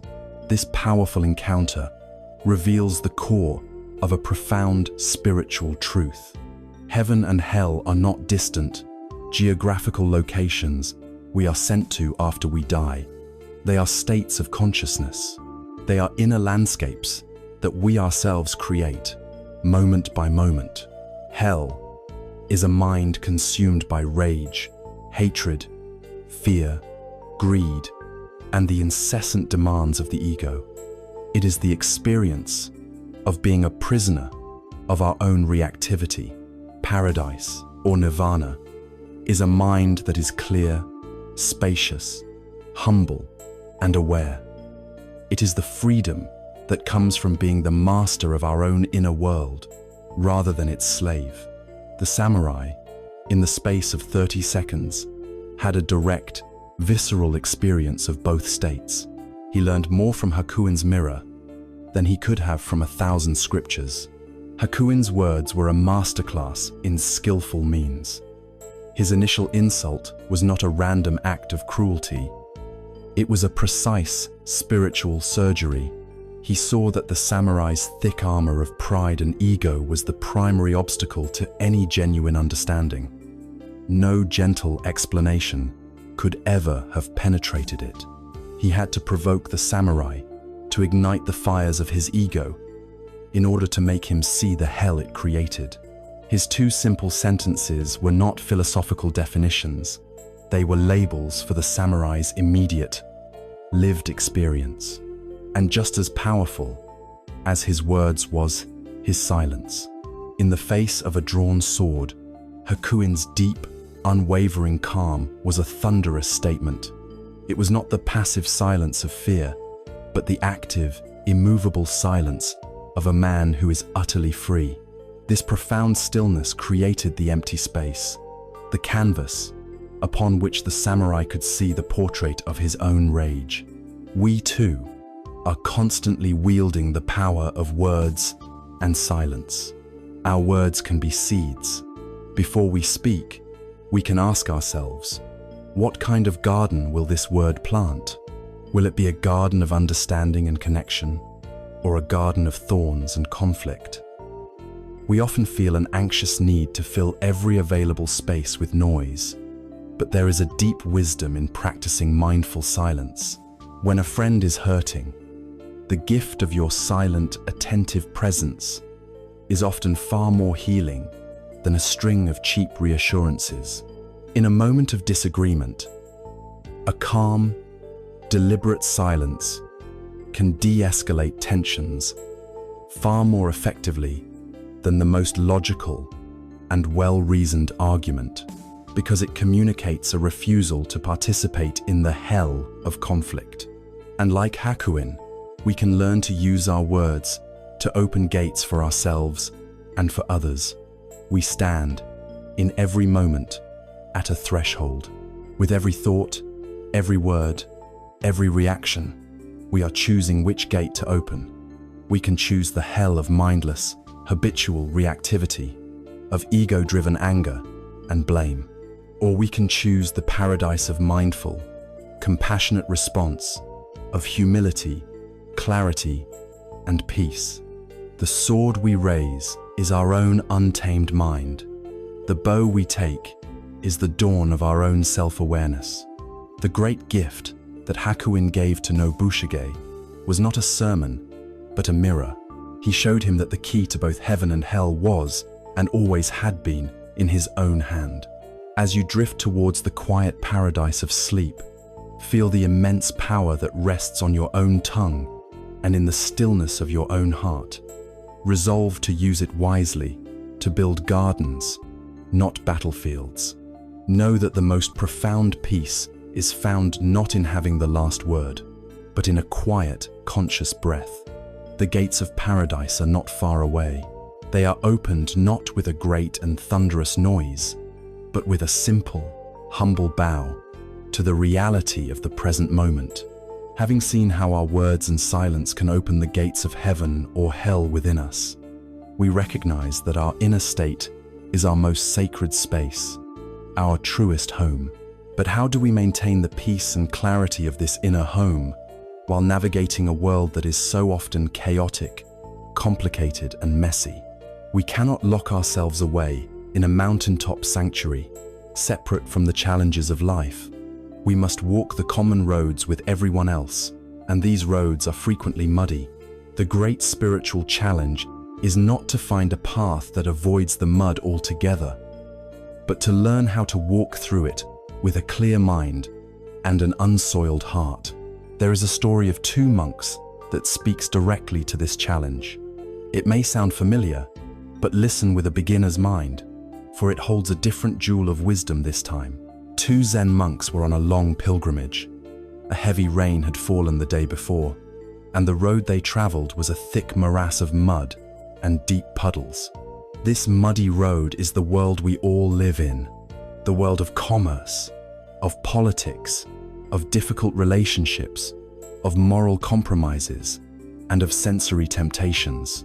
It is the messy, unpredictable, and often beautiful reality of human existence. As the two monks walked, they came upon a young woman dressed in a magnificent silk kimono, a garment of exquisite beauty and obvious expense. She was standing at the edge of a particularly large and treacherous puddle, unable to cross without ruining her fine clothes and being stained by the filth. She represents the concerns of the world, its beauty and its troubles, temporarily stuck. The younger monk, a very earnest and pious man, saw her and immediately averted his gaze. In his mind, his vows were clear. Do not engage with worldly temptations. Do not touch a woman. He saw purity as a function of avoidance, and so he carefully picked his way around the puddle, keeping his robes and his conscience, as he believed, clean. The older monk, however, saw the situation differently. He saw not a temptation to be avoided, but a simple, immediate human need. Without hesitation, he walked straight into the mud, lifted the woman into his arms, carried her across the puddle, and set her down gently on the other side. She thanked him, he bowed, and then he rejoined his companion, and the two continued their journey in silence. The physical event was over in moments, but for the younger monk, the inner turmoil had just begun. As they walked for miles, his mind became the muddy road. He was filled with clinging, judgmental thoughts. He broke his vows. He thought with a sense of pious superiority. How could he be so reckless? He has stained himself with worldly contact. He replayed the scene again and again, his mind churning with criticism and a subtle, unacknowledged fascination. He had kept his body clean from the physical mud, but he had allowed the mud of judgment, resentment, and righteousness to completely soil his mind. That evening, when they arrived at a temple to rest, the younger monk could bear it no longer. In the clean, quiet air of the meditation hall, a space meant for clarity and peace, he finally confronted his senior. "How could you do that?" he demanded. "We are monks. We are supposed to be detached from the world. Why did you touch that woman? Why did you carry her?" The older monk looked at him, his eyes filled not with defensiveness, but with a deep, clear compassion. He replied softly, "I left that woman back at the puddle hours ago. Why did you carry her all the way into our meditation hall?" This story makes a crucial distinction between outer mud and inner mud. The muddy road is the external world, which is often beyond our control. The muddy mind is our internal state, which is always within our power to cultivate. The older monk walked through the physical mud, engaged with the world's problems directly and compassionately, yet he kept his mind spacious and clear. He left the event where it happened in the past. The younger monk, in his desperate attempt to remain pure by avoiding the outer mud, ended up becoming profoundly stained by the inner mud of his own thinking. This teaches us a vital lesson. True inner peace and purity are not achieved through isolation or avoidance. A spirituality that requires you to live in a sterile bubble is a fragile spirituality. True strength, true clarity, is the ability to engage with the messiness of life, to help where you can, to love, to work, to participate fully, all while maintaining the sanctity and cleanliness of your own heart. It is the wisdom of the lotus flower, which grows out of the darkest mud, but emerges on the surface of the water, pristine, beautiful, and undefiled. The best way to understand this practice is to think of your mind as a garden. You are its sole caretaker. This garden is your private, sacred space, the only place you ever truly have to live. Every day, the outside world will throw seeds into your garden. The news might throw in seeds of anger and fear. Social media might throw in seeds of envy and inadequacy. A difficult interaction at work might throw in seeds of resentment. And on top of that, weeds will grow all on their own. These are our own habitual, negative thought patterns. The weeds of self-criticism, of chronic worry, of judgment towards others. A beautiful, peaceful garden does not happen by accident or by neglect. It requires constant, loving, and diligent cultivation. This cultivation has two parts. The first is weeding. This is the practice of mindfulness. It is the ability to walk through your garden and recognize the weeds as they sprout. When a thought of judgment arises, you see it clearly. A weed of judgment. When a surge of resentment appears, you see it. A weed of resentment. You don't have to get angry at the weeds or yell at them. You simply acknowledge them for what they are. And, with a gentle firmness, you pull them out before they have a chance to grow deep roots and choke out the flowers. The second part is planting. We must actively cultivate the states of mind we wish to see grow. We can intentionally plant seeds of compassion by considering the struggles of others. We can plant seeds of gratitude by taking time to notice the good in our lives. We can plant seeds of loving kindness by wishing ourselves and others well. This is an active, creative process. We are not just passively hoping for a beautiful garden. We are co-creating it with life. How can you practice this tonight? As you lie here, preparing for sleep, take a gentle walk through the garden of your mind. Review the day and notice what mud you might have tracked inside. Are you still carrying a rude comment someone made this morning? Are you replaying an awkward conversation, feeling the sting of embarrassment all over again? This is the mud. Now, make a conscious decision to leave it outside the gates of your rest. You can visualize a gentle rain washing your garden clean, carrying away the residue of the day, leaving the soil fresh and clear. Identify your most common weeds. Do you have a recurring patch of anxiety in one corner of your garden? A stubborn weed of self-doubt that keeps popping up? Simply knowing what your habitual patterns are is half the battle. When you know what to look for, you can catch them earlier. Then, plant a seed for tomorrow. Set an intention. Perhaps you will say to yourself, "Tomorrow, I will plant seeds of patience." By setting this intention, you are preparing the soil, making it more likely that flowers of patience, rather than weeds of frustration, will grow in the challenging moments of the day. We cannot live our lives on clean, paved sidewalks. A full, compassionate, and meaningful human existence will inevitably lead us through the mud. It will lead us through sorrow, through confusion, and into direct contact with the pain of the world. The goal is not to keep our robes clean by staying off the path. The goal is to cultivate a mind so clear and a heart so resilient that, like the lotus, we can move through the muddiest of waters and emerge pure, open, and beautiful. Your mind is your garden. Tend to it with love, for in the end, its state of peace and beauty is your greatest gift to the world. Having learned to tend to our inner garden, to keep our minds clear even when the world's roads are muddy, we build for ourselves a quiet inner sanctuary. But what happens when the mud is not just a circumstance we walk through, but is actively thrown at our very identity? What happens when our name, our character, our reputation, the story of who we are in the world is attacked and dragged through the mire? For most of us, our sense of self is deeply, inextricably linked to what other people think of us.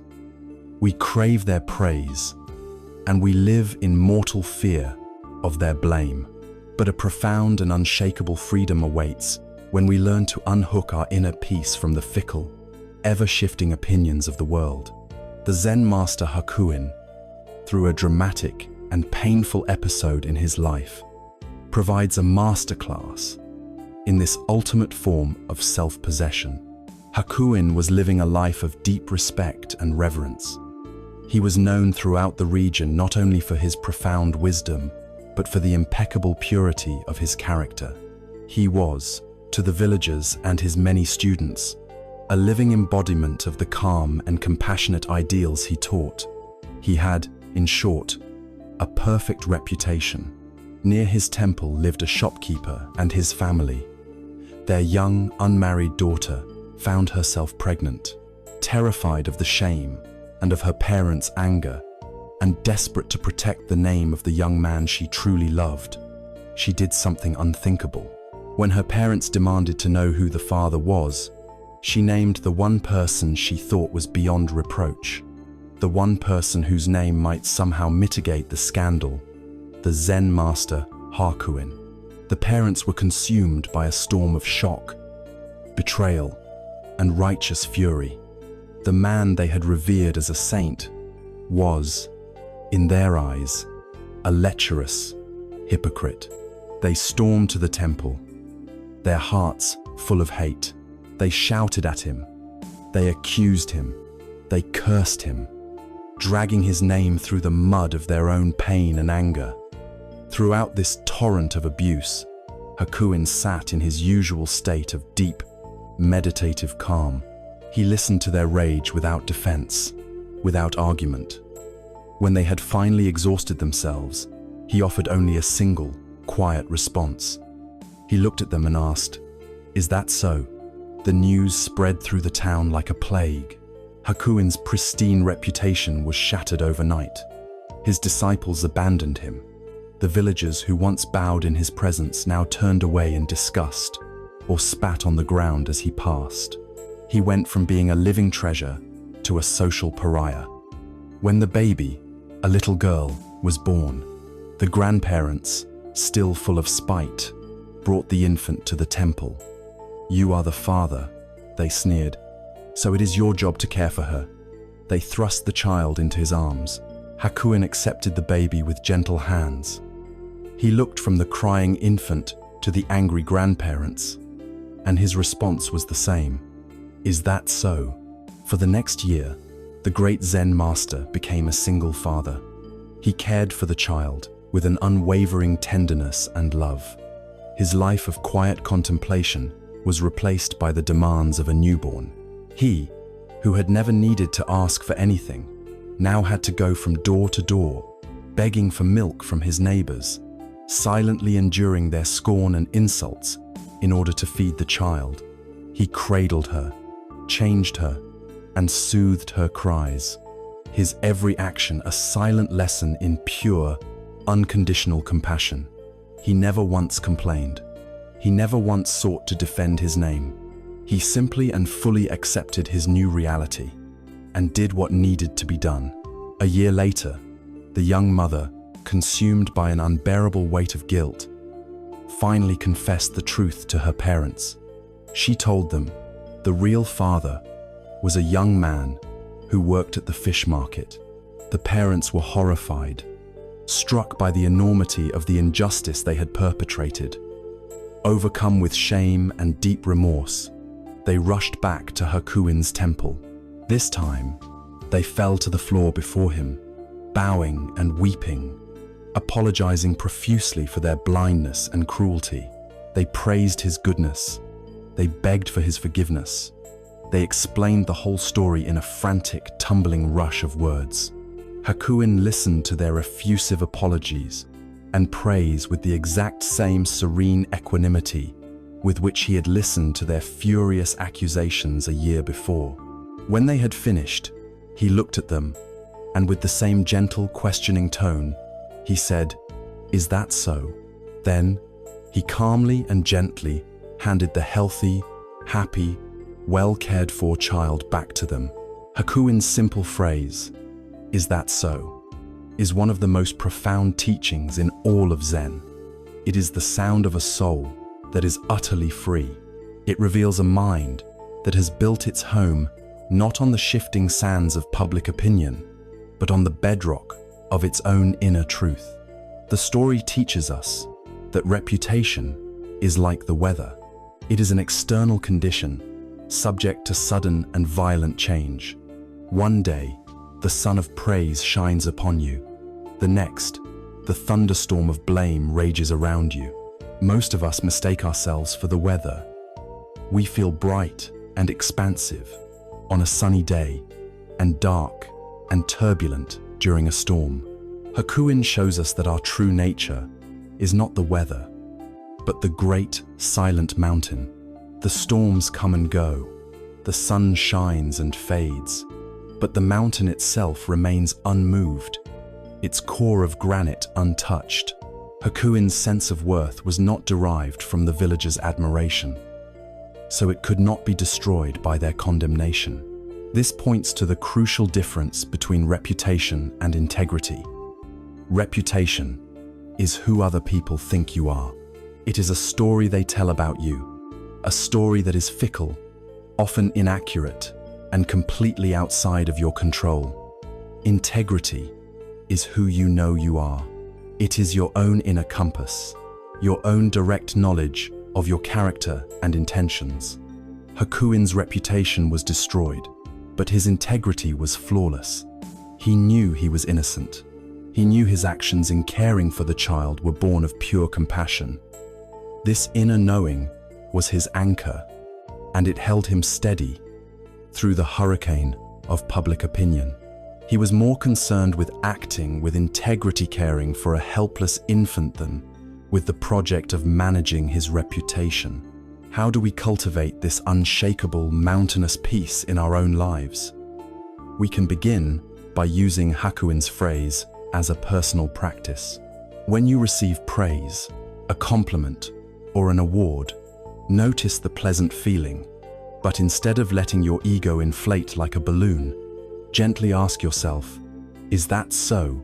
Acknowledge the praise as a kind gift, a moment of sunny weather, but do not mistake it for your true self. Similarly, when you are faced with criticism, blame, or an unfair judgment, before you rush to defend yourself or lash out in pain, take a breath, create a space, and in that space, ask the quiet question, "Is that so?" This question is a circuit breaker. It interrupts the automatic identification with the insult. It allows you to observe the other person's opinion as just an opinion rather than an absolute truth about who you are. Take the time to know your own integrity. What are your core values? What is your inner code of conduct? When you are clear about your own moral compass, it becomes your true north. When the world accuses you of being lost, you can look to your own compass and know your true direction. If you know you have acted with kindness and honesty, the world's accusation of malice loses its sting. Focus your life's energy on the action, not the applause. Hakuin focused on the baby. He poured his energy into the present moment task of compassionate care.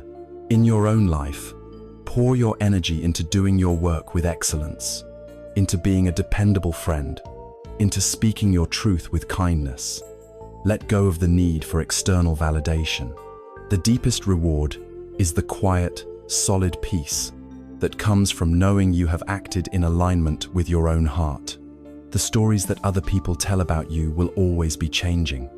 You will be the hero of some narratives and the villain of others. To chain your self-worth to these shifting tales is to sentence yourself to a life of anxiety. Hakuin shows us the way to freedom. It is the path of building your house on the unshakable ground of your own being.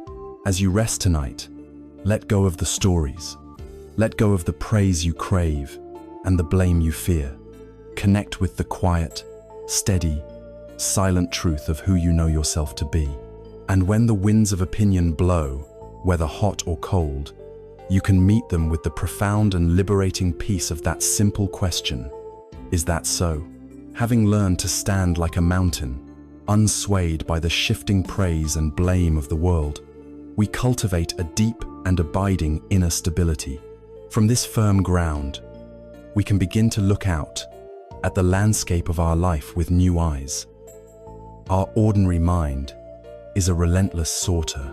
It moves through the world dividing everything into categories: good and bad, useful and useless, beautiful and ugly, valuable and worthless. This part of me is acceptable. This part must be hidden. This person is an asset. This person is an obstacle. This experience is a blessing. This one is a curse. We believe this sorting process helps us navigate life effectively. But what if this constant act of judgment is the very thing that blinds us to a deeper, more profound harmony? What if perfection is not found in elimination, but in radical inclusion? In a Zen monastery, renowned for its exquisite garden, a wise old master gave his young disciple a simple instruction. "Go into the garden," he said, "and make it perfect." The young disciple, eager to please his teacher, took this task to heart. He worked for hours with meticulous, focused energy. He raked the white gravel into flawless patterns, like ripples on a still pond. He trimmed every pine needle and clipped every stray branch, imposing a perfect, symmetrical order on the wildness of nature. He pulled every single weed, swept every fallen leaf, until the mossy ground looked like a pristine velvet carpet. His vision of perfection was one of absolute cleanliness and control. But there was one element that troubled him. In a central part of the garden sat a large, awkward, misshapen stone. It was covered in dark, unsightly moss, and its asymmetrical form disrupted the clean lines and smooth textures he was trying to create. To the disciple's eye, it was a flaw, an ugly obstruction, a mistake in the garden's design.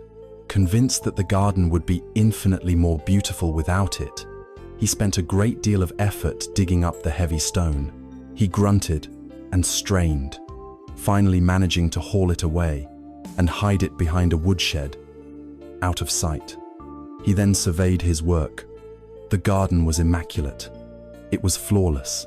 It was, in his mind, perfect. Proudly, he went to fetch his master. The old master came and walked slowly through the garden in silence. The disciple followed, his heart beating in anticipation of the praise he felt he had earned.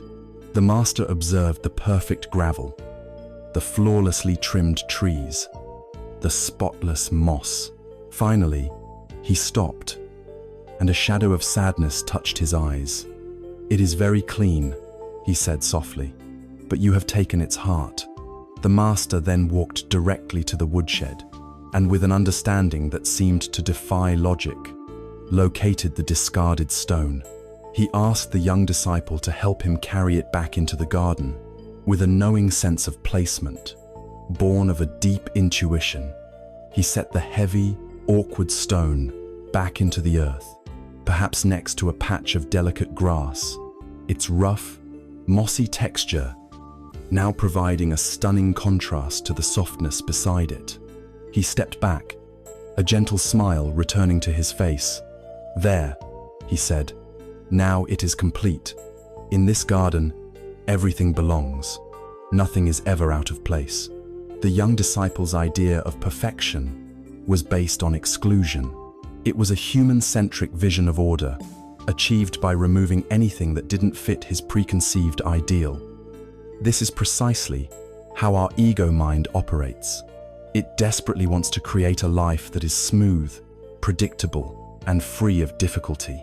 It wants to eliminate uncomfortable feelings, get rid of challenging people, and pave over all the rough and rocky parts of our path. It seeks a sterile, controlled perfection. The master's vision, however, was not based on perfection, but on wholeness. It was a vision based on inclusion. He understood that true beauty, true harmony, arises not from the absence of imperfection, but from the dynamic interplay of all elements. The awkward stone was not a flaw. It was a vital contributor to the garden's character. Its rough, ancient quality spoke of endurance and the passage of time.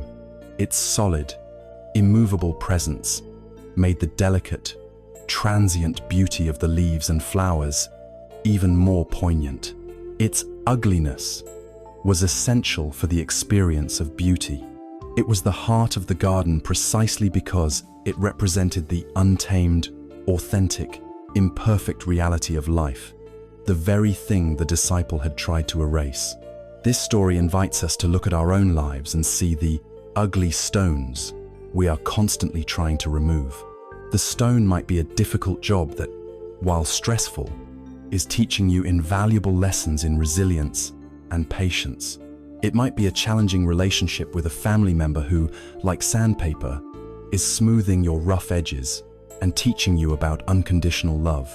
The stone might be a chronic illness that, while unwelcome, is forcing you to appreciate the gift of each present moment.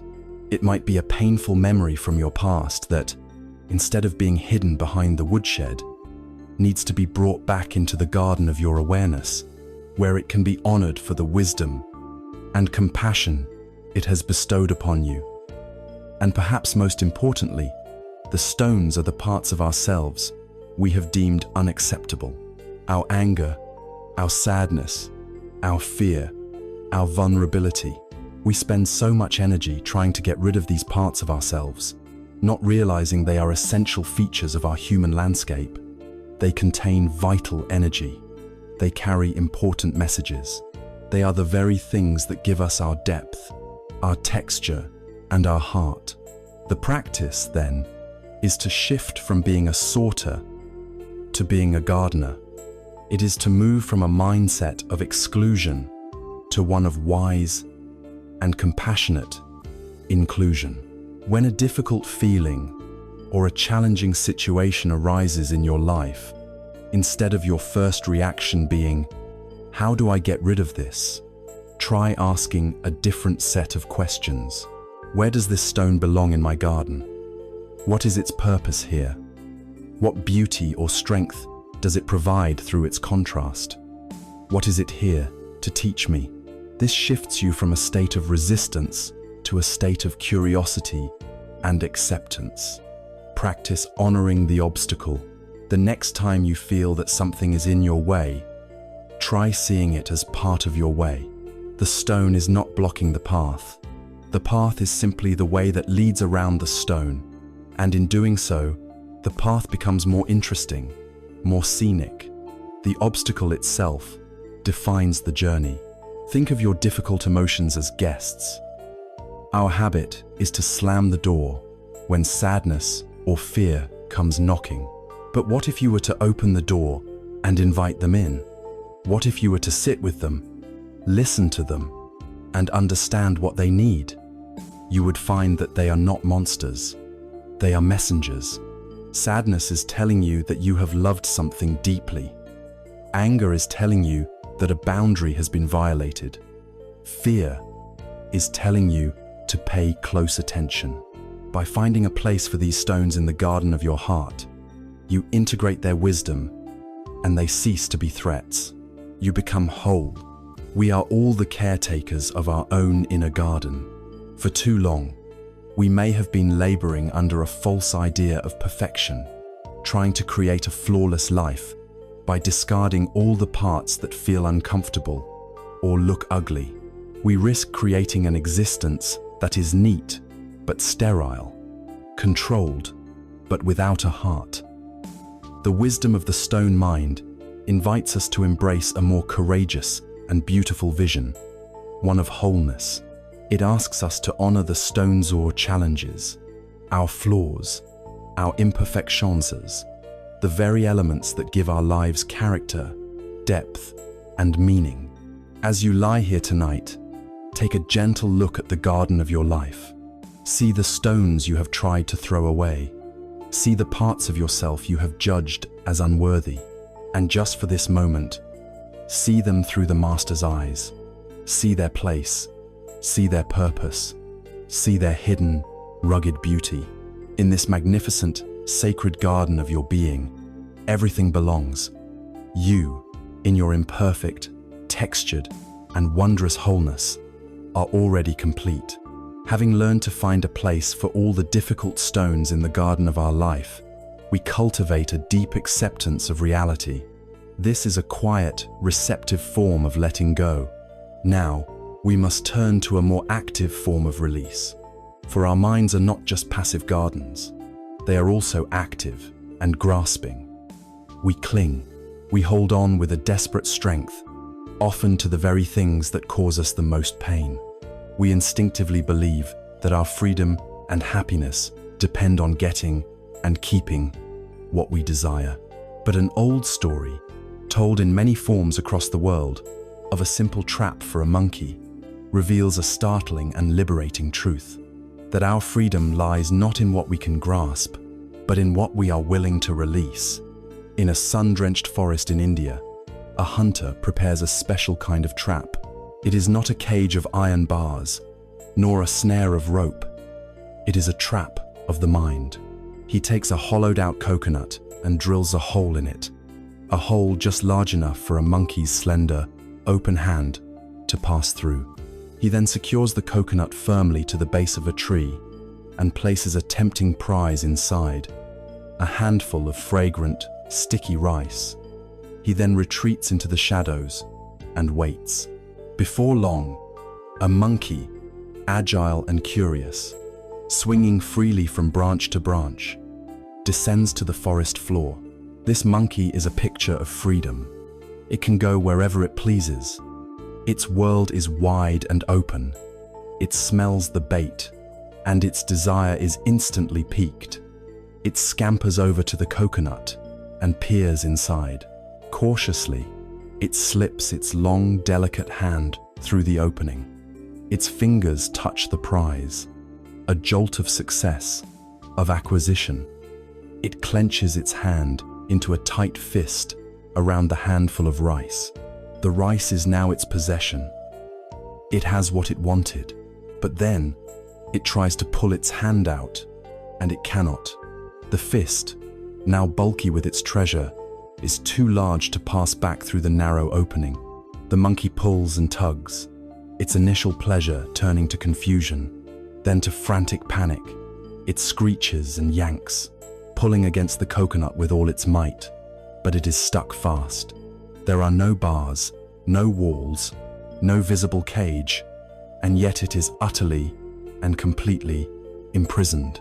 From his hiding place, the hunter emerges and calmly begins to walk toward the trapped and terrified monkey. The monkey sees the hunter approaching. It sees the mortal danger it is in. It could escape in an instant. The path to freedom is simple, obvious, and completely within its control. All it has to do is open its hand, release the rice, and its now empty hand would slide out with ease. But its clinging, its attachment to that small handful of rice, is so powerful, so absolute, that it cannot bring itself to let go. The desire to possess the prize outweighs the desire to be free. It continues to pull against its self-made prison, screeching in terror until the hunter stands over it and simply picks it up. The monkey was not captured by the coconut, nor by the hunter's strength. It was captured by its own clenched fist. It was a prisoner of its own mind. This story is a perfect and devastating metaphor for the human condition. We are all, in some area of our lives, that monkey with our hand in the coconut. We are clinging to something we believe is essential for our happiness, all the while wondering why we feel so stuck, so anxious, and so unfree. The prison is not external. It is the shape of our own clinging. The handful of rice can be many things. Often, it is the need to be right. In an argument with a loved one, we cling to our viewpoint as if it were a precious treasure. We can see the danger approaching, the pain in their eyes, the growing distance between us, but we refuse to open our hand and let go of our position. We would rather be right than be connected, and so we remain trapped in the coconut of conflict, tethered to the very person we are pushing away. Sometimes, the rice is a past grievance, an old resentment. Someone wronged us years ago, and we have been clenching our fist around that story ever since. We tell ourselves that holding onto our anger is a way of punishing them, but in reality, our clenched fist keeps us chained to the past. It prevents us from moving freely into the present. The poison we think we are holding for them is poisoning us. We could be free if we would just open our hand and let the bitter rice fall to the ground, but we refuse. The rice can be a job we despise, but cling to for the security it provides. It can be a relationship that no longer nourishes us, but which we are terrified to leave. It can be a collection of material possessions that clutter our homes and our minds. Things we cling to because we think they define who we are. It can even be a rigid idea of ourselves. We might cling to the idea that I am a successful person, and so we are terrified of failure. We might cling to the idea that I am a strong person, and so we are unable to be vulnerable and ask for help. We become trapped by the very identity we have so carefully constructed. The story's great lesson is that freedom is not about getting more rice. It is not about finding a way to smash the coconut and keep the rice. True freedom is found in the ability to open your hand. It is the wisdom to recognize that the price of clinging is far too high. The monkey traded its entire world, its life of boundless freedom in the treetops, for one small, sticky handful of grain. We make this same trade every time we choose our attachment over our peace. The practice of letting go begins with noticing the feeling of the clenched fist. Throughout your day, become aware of the sensation of clinging in your mind and body. It often feels like tension, a tight jaw, clenched shoulders, a knot in your stomach. It feels like mental obsession, replaying the same thought over and over. When you feel this tension, this inner clenching, that is your signal. That is the moment to pause and ask yourself, what is the rice? What am I clinging to so tightly right now? Is it an opinion, an expectation, a desire, a fear? Simply naming it creates a space between you and the clinging. Once you have identified the rice, you can use your breath as a tool to open your hand. As you breathe in, acknowledge the object of your attachment without judgment. And as you breathe out, consciously visualize your hand relaxing, your fingers uncurling, the rice spilling out. Feel the release of tension in your body as you let go. The out-breath is a physical rehearsal for the mental act of release. Ask yourself, what is holding on to this rice costing me? Is it costing me my peace, my freedom, my health, my connection to others? When we see clearly the trap we are in and the true price we are paying, the motivation to let go becomes powerful and clear. As you lie here now, preparing for sleep, scan your being for any clenched fists. What rice from your day are you still holding on to? An unresolved argument?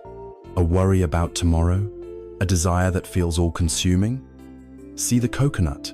See how your own attachment to the rice is the very thing that is trapping you. And with a gentle, compassionate intention, give yourself permission to open your hand. Let it all spill out. Let it go. And feel the profound, spacious freedom that rushes in to take its place. Your true treasure is not in what you can hold, but in the lightness of an open hand. Having learned the wisdom of the open hand, the profound freedom that comes from letting go, we must now ask ourselves, in what moment can this release actually happen? There is only one possible answer. It can only happen now. Yet, for beings with minds as complex and restless as ours, this simple truth is the most difficult one to live. Our minds are magnificent time machines. With effortless speed, they shuttle us back to the well-worn landscapes of the past, or forward into the speculative, imaginary worlds of the future. We live our lives as ghosts in our own present moment, haunted by what was and hypnotized by what might be. We yearn for solid ground, a place of real power and peace, all the while forgetting that this ground is always and only right here beneath our feet. This timeless human dilemma is at the heart of an old story about a powerful king who sought a final formula for success. There was once a king who believed that if he could find the answers to 3 crucial questions, he would never again fail in any venture. His kingdom would prosper, and his life would be one of perfect effectiveness. He issued a proclamation, offering a great reward to any person who could teach him the answers to these 3 questions. What is the most important time to begin any action? Who are the most important people to be with? And what is the most important thing to do? Many learned scholars and wise men came to his court in answer to the first question. Some advised creating a detailed schedule and following it precisely. Others said it was impossible to plan for everything, and one must always be vigilant to seize the opportune moment. To the second question, some said the king must surround himself with counselors and administrators, while others insisted on priests or warriors. To the third question, the answers ranged from science to warfare to religious worship.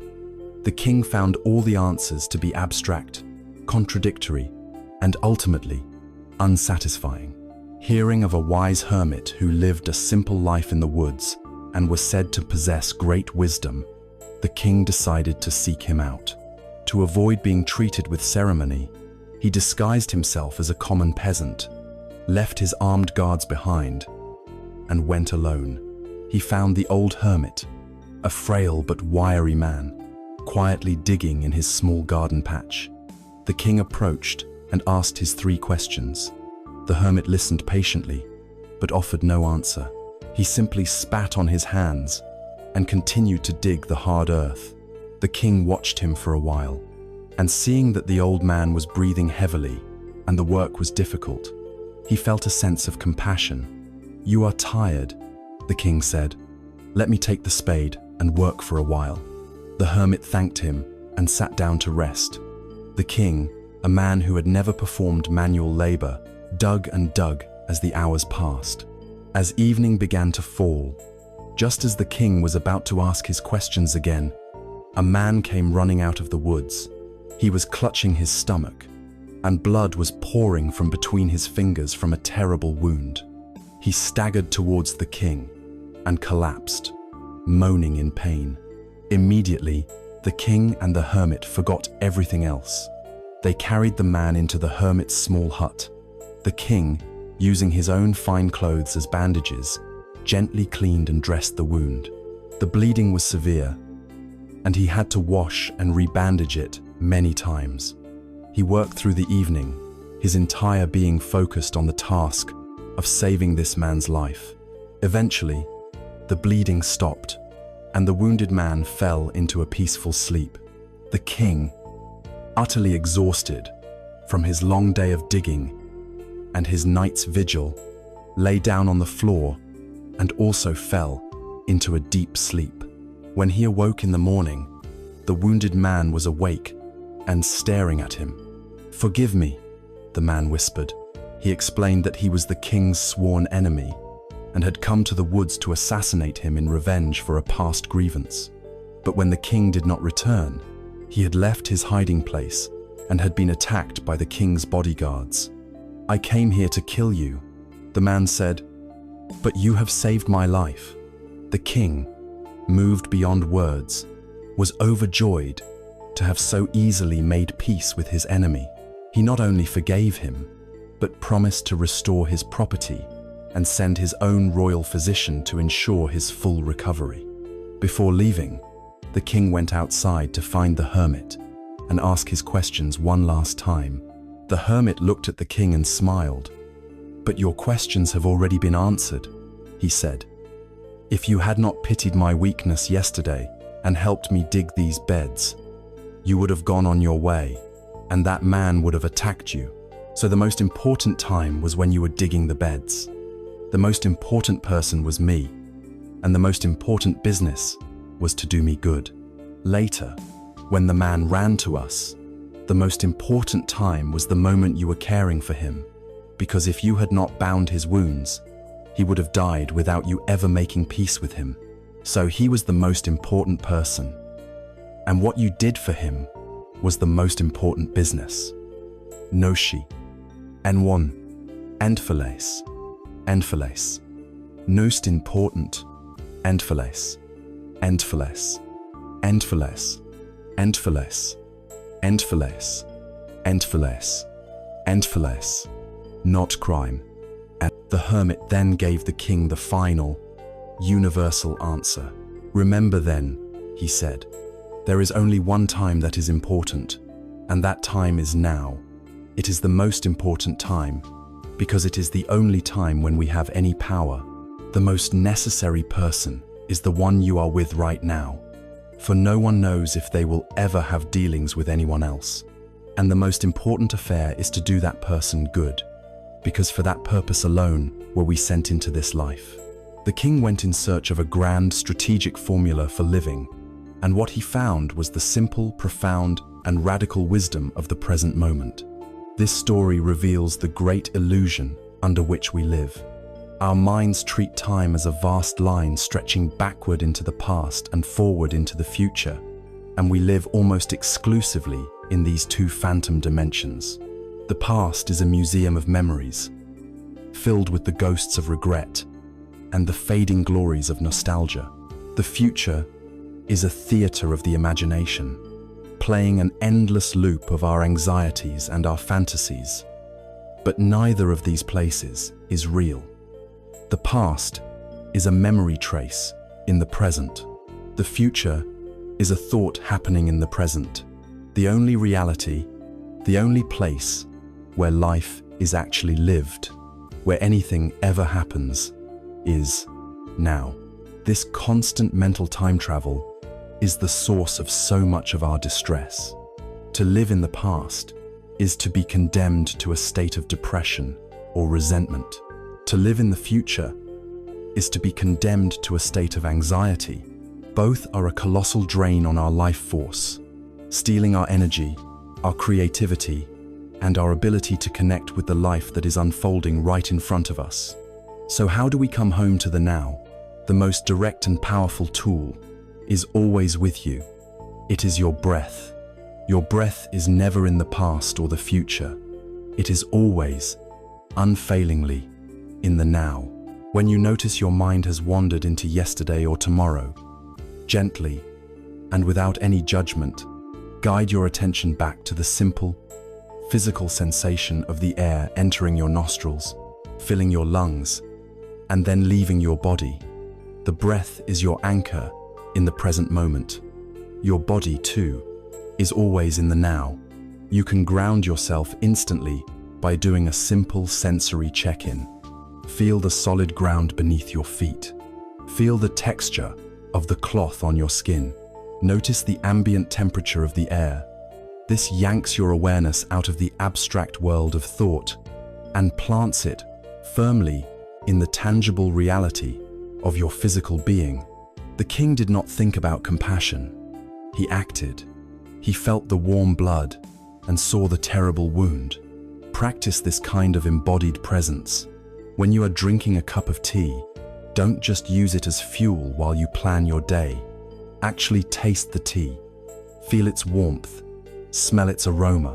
When you are speaking with someone, don't just listen for your turn to talk. Give them the most precious gift you possess, your full, undivided presence.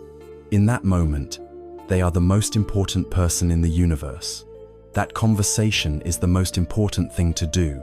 Your entire life, when you look back on it, will have been nothing more than a series of nows, strung together like pearls on a thread. The quality of your life is determined by the quality of your presence in each of these moments. As you lie here tonight, let go of the story of the day that is done. Let go of the script for the day that has not yet begun. Arrive fully in the only time that has ever, or will ever, exist. Feel the now of your body resting. Hear the now of the quiet room around you.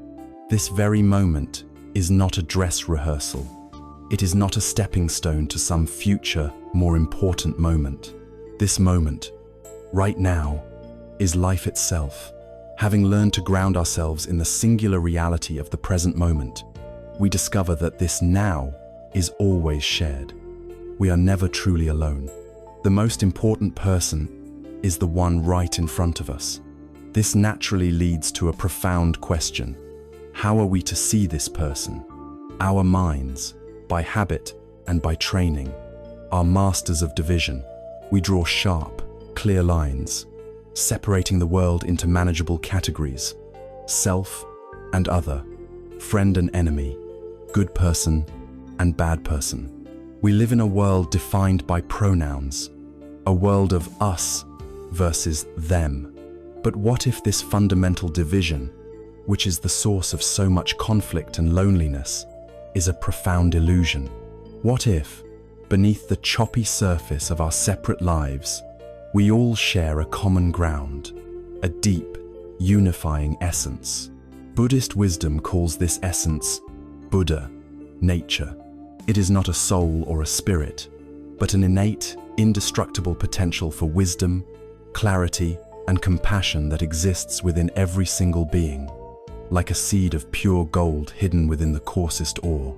A powerful story about the Zen master Shichiri Kojun demonstrates what it means to see this hidden nature, even in the heart of a dangerous thief. Shichiri was meditating alone one evening. The temple was dark and silent, the world outside asleep. It was a scene of profound peace and utter vulnerability. The silence was shattered when a man slipped out of the shadows, a sharp sword clutched in his hand. He was a thief, driven by desperation, and his presence filled the quiet room with menace. Brandishing his weapon, he cornered the meditating monk and made his crude demand, "Give me your money, or it will be your life." His voice was rough, an attempt to project a power he did not feel. Shichiri, his meditation barely disturbed, slowly opened his eyes. He showed no fear, no alarm, no anger. He looked at the thief not as a monster, but as one might look at a frantic child. "Do not disturb me," he said, his voice as calm and even as the quiet night. "You will find the money in that drawer." The thief was stunned. He had expected to see terror, to hear pleading, to engage in a struggle. He had received nothing but a simple, matter-of-fact instruction. He was being treated not as a deadly threat, but as a minor interruption, like a fly buzzing in the room. Flustered, he went to the drawer, took the money, and hastily stuffed it into his robes. He had what he came for. He turned to flee, back into the darkness. But just as he reached the door, Shichiri spoke again, his voice still perfectly serene. "Wait one moment." The thief froze. "When a person receives a gift," the master continued, "it is proper for them to say, 'Thank you.'" This was the pivotal moment. The thief was utterly baffled. In a single sentence, the master had completely reframed reality. The thief had come as a predator, taking something by force, but he was now being addressed as the recipient of a gift. For the first time, perhaps in his entire life, someone was speaking not to his desperate, criminal persona, but to a deeper, more honorable part of him. Someone was assuming he had decency, that he understood the simple grace of gratitude. He was being seen not as a thief, but as a person, confused, disarmed, and compelled by the master's incredible composure. The man mumbled, "Thank you," and vanished into the night. The story does not end there. The seed planted by the master's words lay dormant in the man's heart. Years later, the thief was captured for other crimes, and, while in prison, he confessed to this one. When he was finally released, the very first thing he did was to seek out Shichiri's temple. The man who returned was not the same man who had left. He bowed low before the master, not as a thief, but as a humble seeker, and asked to become his disciple, spending the rest of his days on the path of awakening that had begun with a strange gift on a dark night. What did Shichiri see that allowed him to act with such fearless compassion? He did not see a thief. He saw a human being who was temporarily playing the role of a thief. Out of suffering and ignorance, he saw the Buddha nature, obscured but not extinguished, within the man. By addressing him as someone who was capable of gratitude, he watered that dormant seed of goodness. He held an expectation of the man's better nature, and in doing so, he gave that better nature a space to emerge. Our perceptions of others are not passive observations. They are creative acts. When we treat someone as if they are fundamentally untrustworthy, we often create the very conditions for them to betray us. When we look past their flaws and appeal to their inherent dignity, we invite their noblest self to step forward. This is a profound lesson in non-duality. Shichiri had transcended the prison of me versus you. From his enlightened perspective, the concepts of my money and your threat were transparent illusions. He was not attached to the money, so giving it away was not a loss. He was not attached to his personal safety, so he did not experience fear. He saw a seamless reality in which a human being was in a state of suffering and need, and he had the means to alleviate that suffering.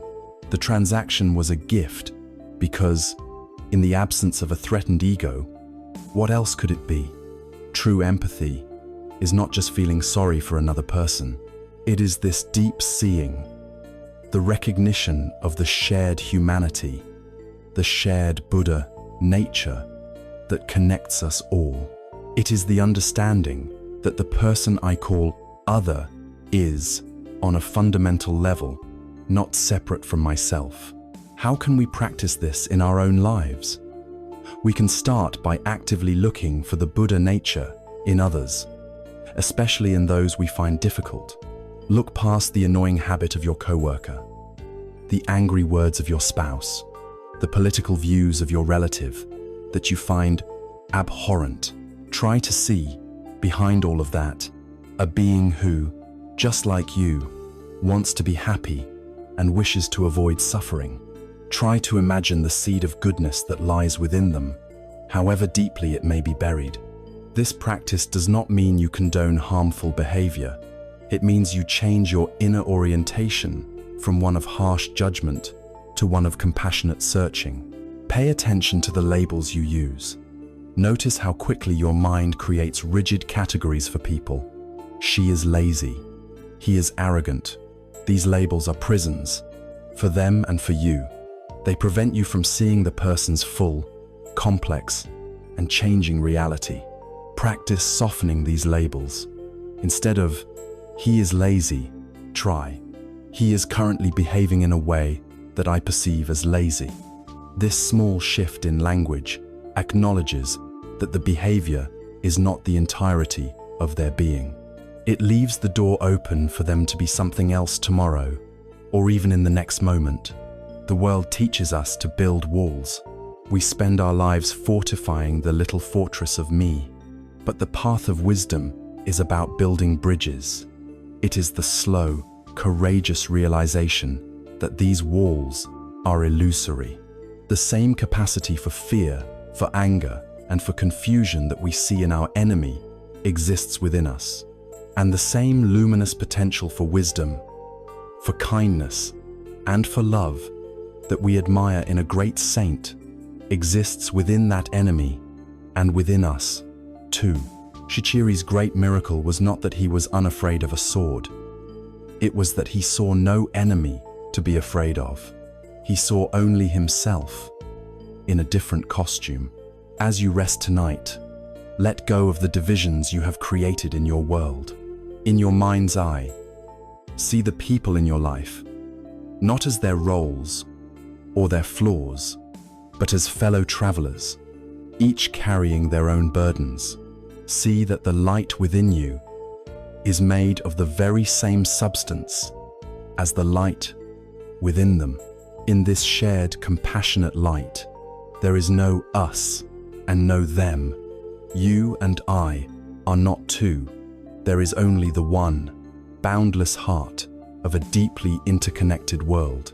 Having discovered the deep truth that we are all interconnected, that you and I are not two, the artificial boundaries of the ego begin to soften.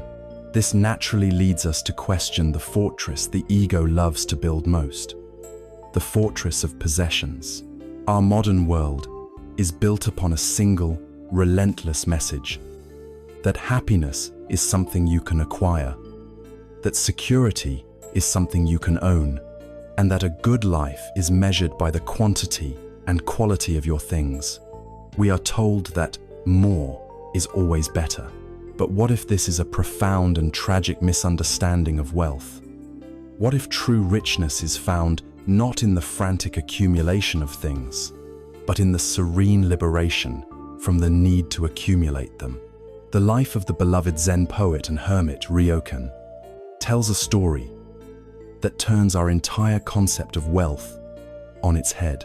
Ryokan was a man who walked away from a life of comfort and status to live a life of radical simplicity. His home was a small, rustic hut at the foot of a mountain. His worldly possessions consisted of little more than a single bowl to eat from, a pot to cook in, a soft mat to sleep on, and the simple robes on his back. By the world's standards, he was destitute.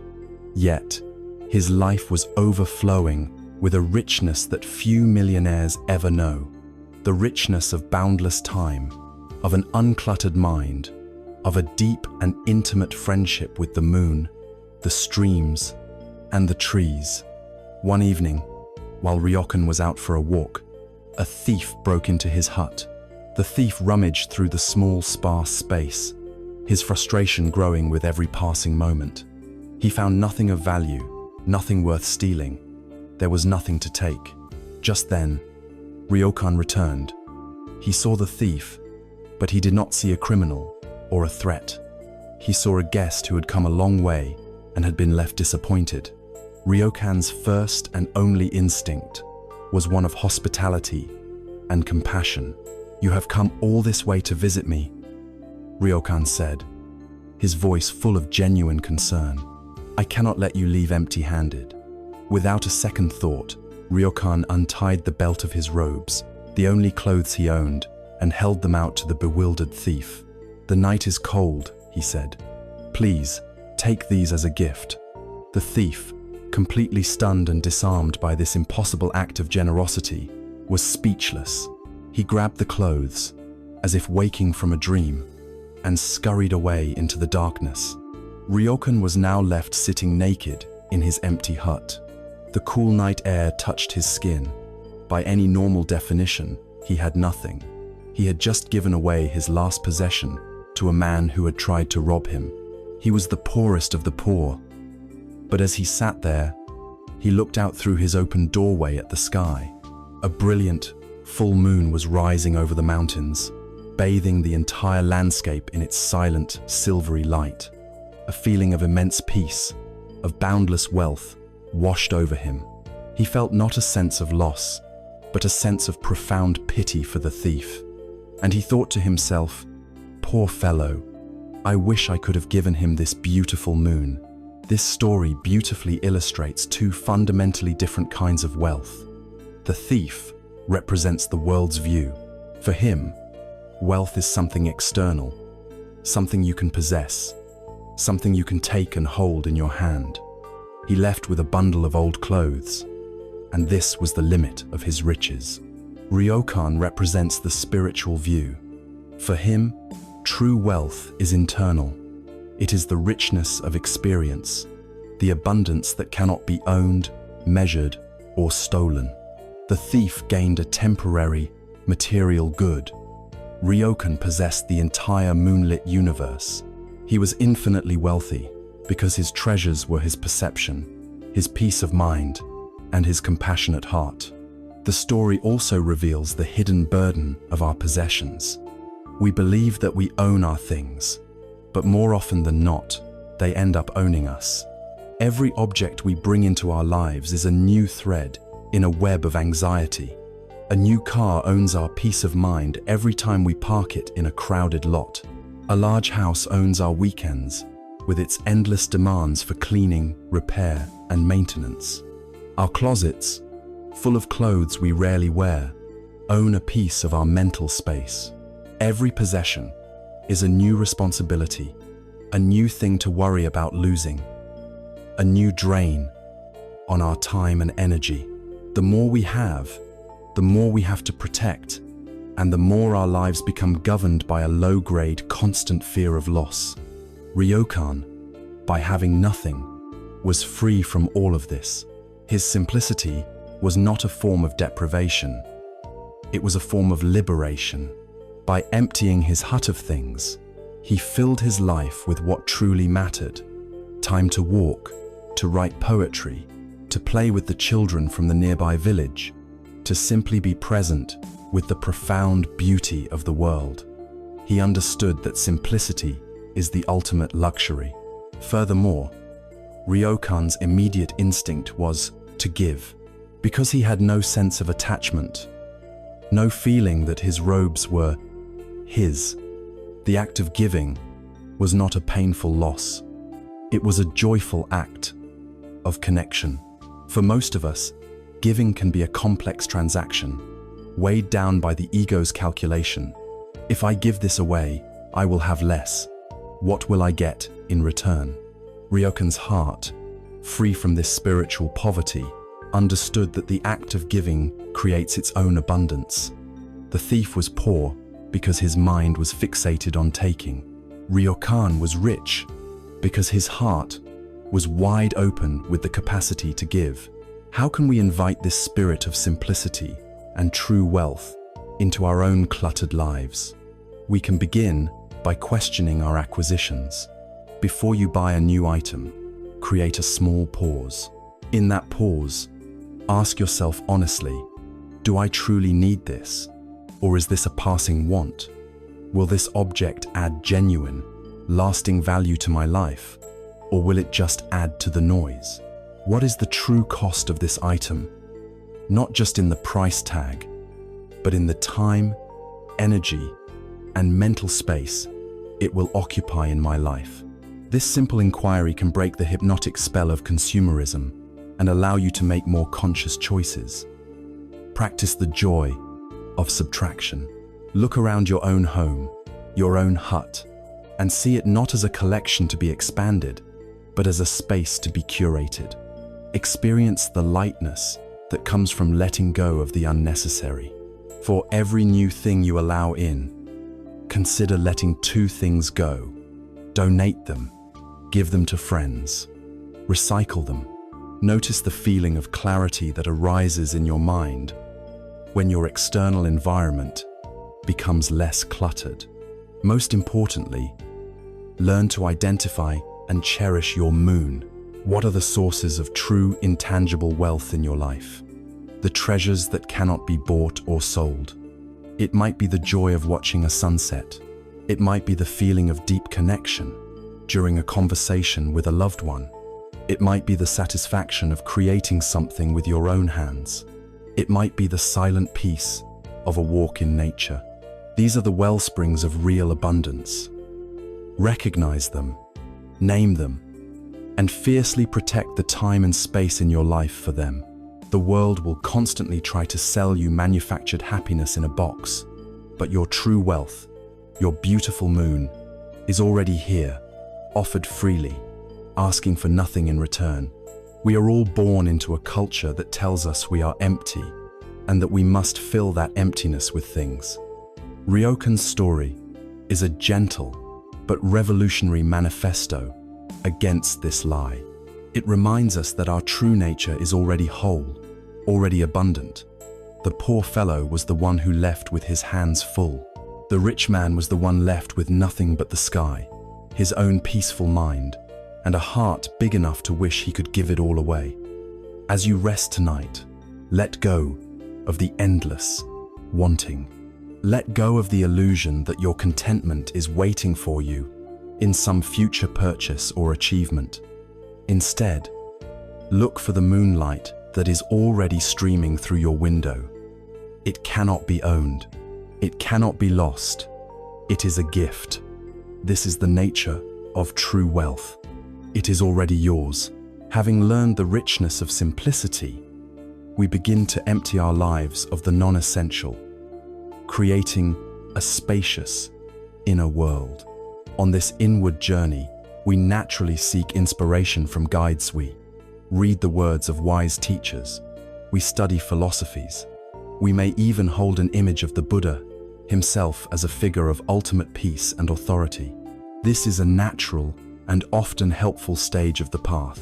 But the tradition of Zen, in its fierce and uncompromising dedication to direct, personal liberation, offers a final, startling, and almost terrifying piece of advice for the traveler who is nearing home.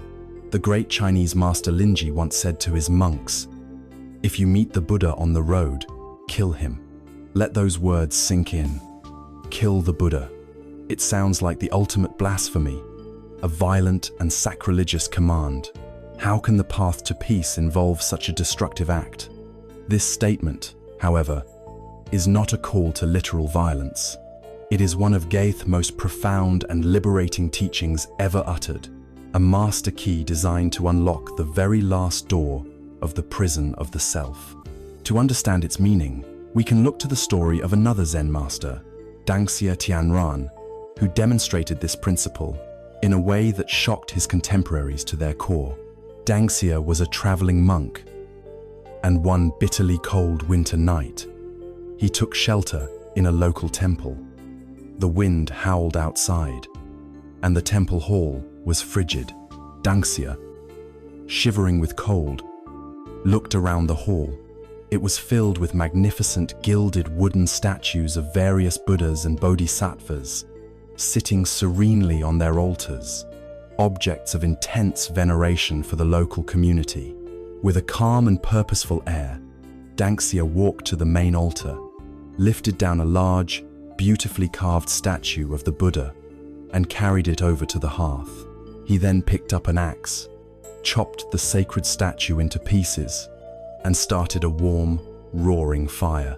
The temple abbot, hearing the commotion, rushed into the hall and stopped dead in his tracks, his face a mask of horror. He could not believe his eyes.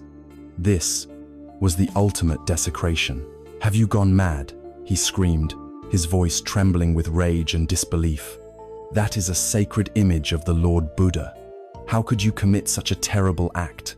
Dangxia, peacefully warming his hands and feet by the crackling fire, did not seem troubled at all. He casually picked up a stick and began poking around in the glowing embers. The abbot, mystified, asked, "What on earth are you doing now?" Dangxia replied, in a perfectly matter-of-fact tone, "I am searching for the sharira." These are the small, crystal-like relics that are said to be found in the cremation ashes of a fully enlightened being. The abbot let out a short, contemptuous laugh. "You fool! How can you possibly expect to find holy relics in a common block of wood?"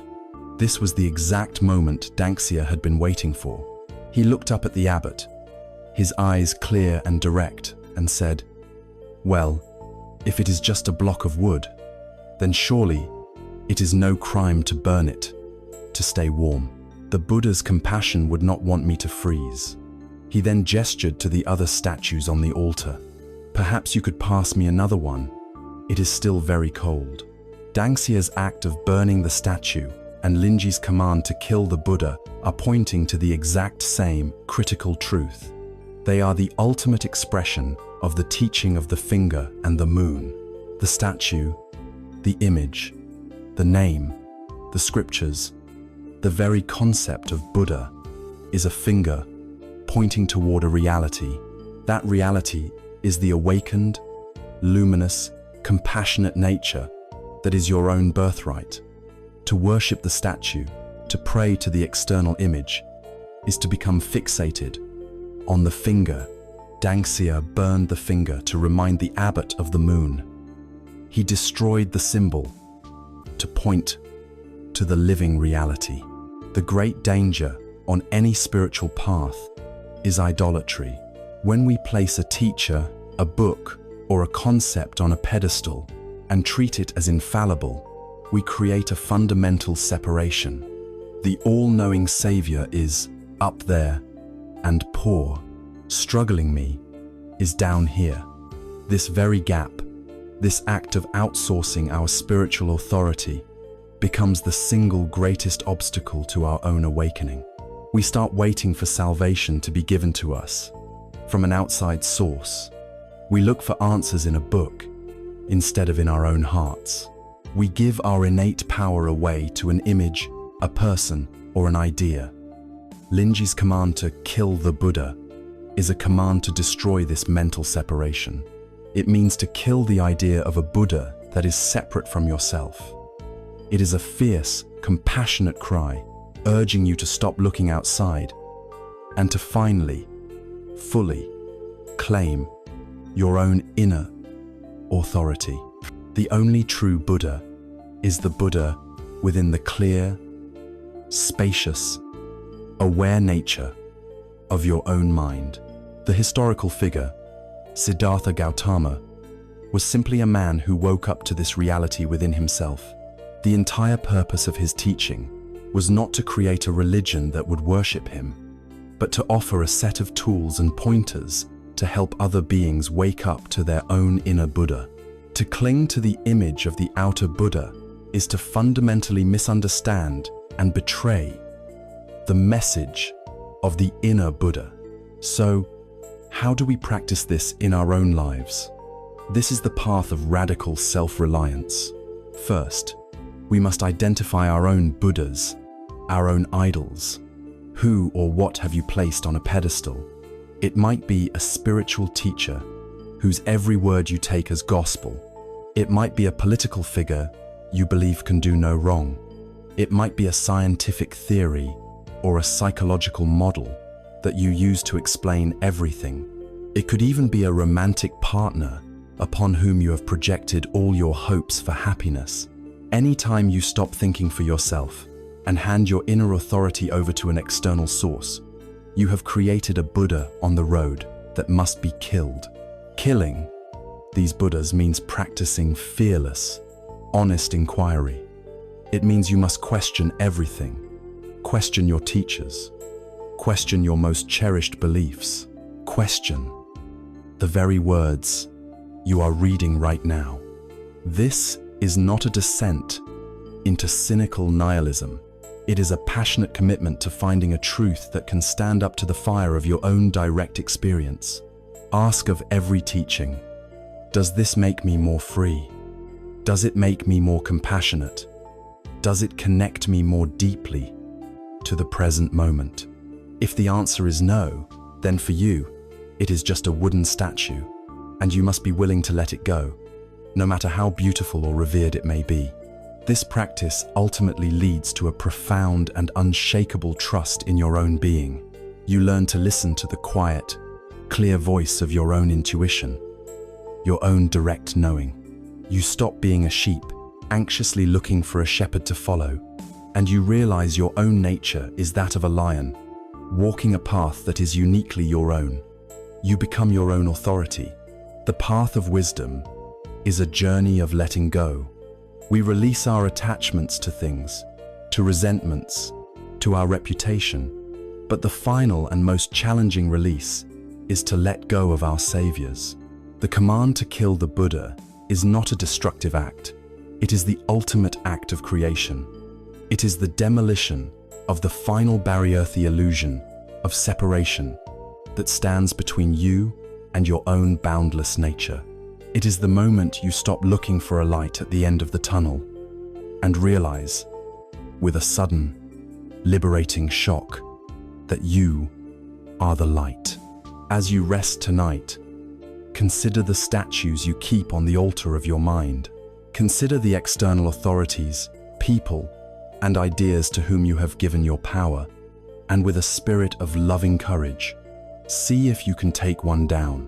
See it not as a god, but as a helpful pointer, a piece of wood that has served its purpose. Acknowledge its help, and then let it go.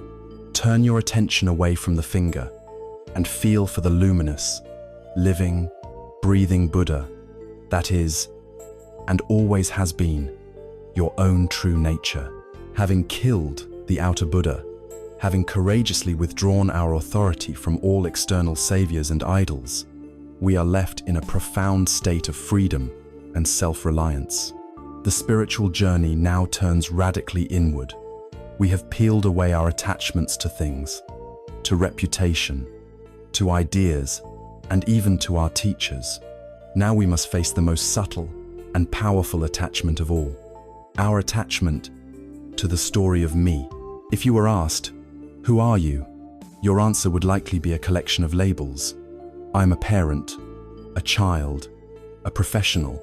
I am my name, my history, my personality, my collection of memories, triumphs, and wounds.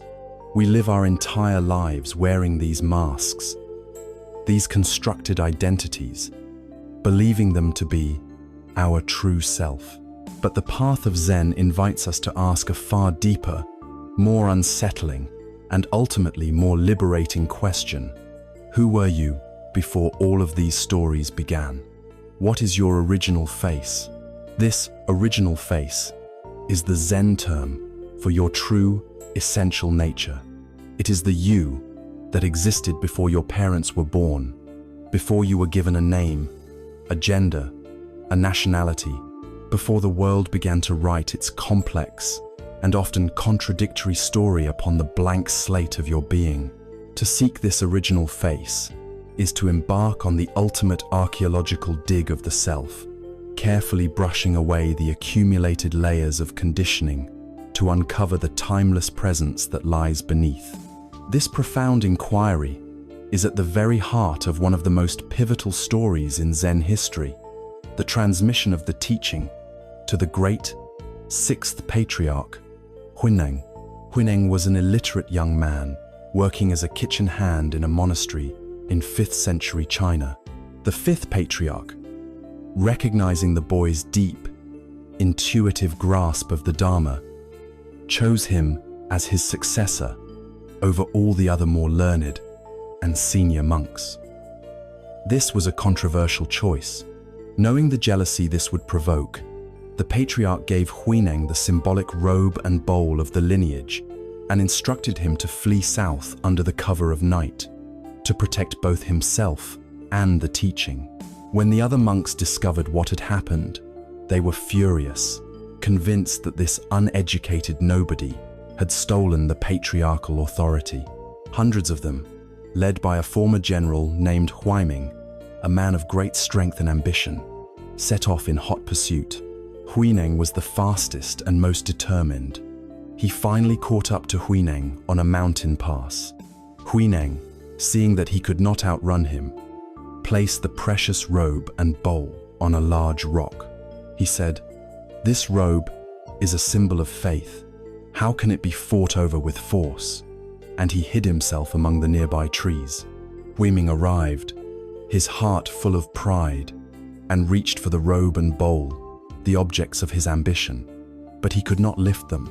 They felt as heavy as the mountain itself. In that moment of failure, his world shattered. He realized that the Dharma, the ultimate truth, was not a physical prize to be won through strength or claimed by status.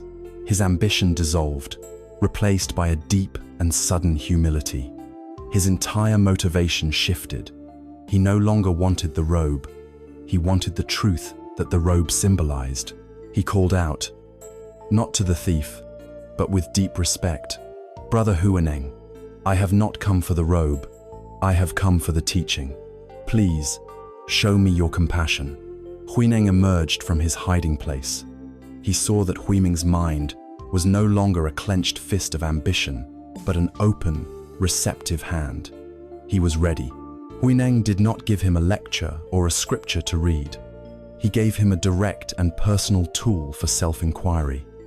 He posed a question that was designed to stop the thinking mind in its tracks. He said, "Think not of good, think not of evil."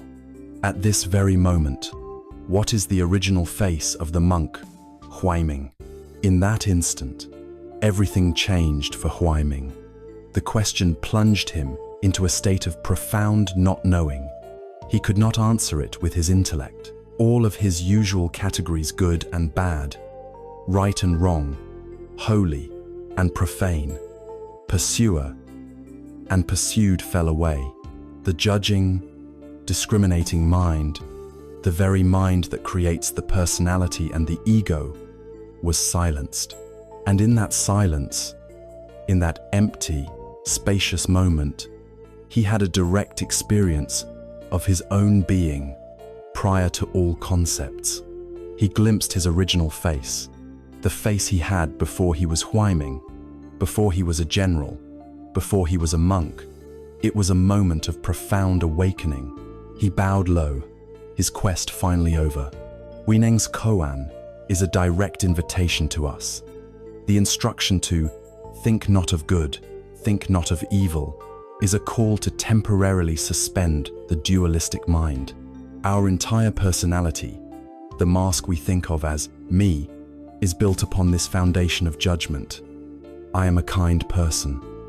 I am not a patient person. I like this. I dislike that. To see our original face, we must first look beyond this constant chatter of preference and condemnation. When you are not judging, not labeling, not sorting reality into good and bad, what remains? What remains is not a thing. It is a presence. Your original face is the silent, awake, and aware space in which all of your thoughts, feelings, sensations, and experiences arise and pass away. It is like the sky, and your thoughts and feelings are the clouds that drift through it. We spend our whole lives identifying with the passing clouds, believing I am a dark cloud, or I am a fluffy white cloud. But our true nature is the vast, open, and unchanging sky, which allows all clouds to come and go without being stained or diminished by them. The spiritual journey, then, is not a process of learning new things or becoming a better person. It is a process of unlearning, of remembering. It is the steady, patient work of disidentifying with the clouds and recognizing ourselves as the sky. How can we practice this? We can take Huineng's question, as our own personal meditation. Sit quietly and ask yourself, who am I? Your mind will immediately supply its usual answers. A name, a profession, a role. Acknowledge these answers and then gently ask, yes, but who is the one who is aware of these things? Who was there before this job? Who was there before this name? Keep tracing your sense of self backward, past the stories, past the memories. What is the constant, unchanging element in your entire life? It is the simple fact of awareness itself. You can glimpse your original face in the tiny gaps between your thoughts. As you sit in silence, you will notice that your mind is not a continuous stream of thinking. There are small pockets of stillness. In those moments, when there is no thought, you do not cease to exist. There is still a simple, vibrant, awake presence.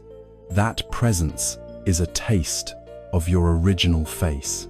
You can also turn your attention from the objects of perception back to the subject. When you hear a bird singing, instead of just thinking bird, ask yourself inwardly, who is hearing this? When you see a beautiful sunset, ask, who is seeing this? This simple shift pulls your attention away from the what and back to the who, not the personal who of your story, but the silent, impersonal, witnessing presence that is your true nature. For our entire lives, we have been looking at a reflection in the mirror and believing it was our real self. We have identified with the mask. The question of the original face is an invitation to turn away from the mirror and look directly at that which is looking. It is not about becoming someone new, better, or more spiritual. It is the simple, peaceful, and profound realization of the perfect, whole, and luminous being you have always been, long before the world began telling you its stories about who you are.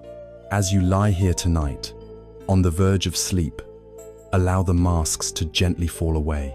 Let go of your name, let go of your history, let go of your roles and your responsibilities, just for this moment. Simply be the silent, aware presence in which the feeling of the blankets and the sound of your own breath are unfolding.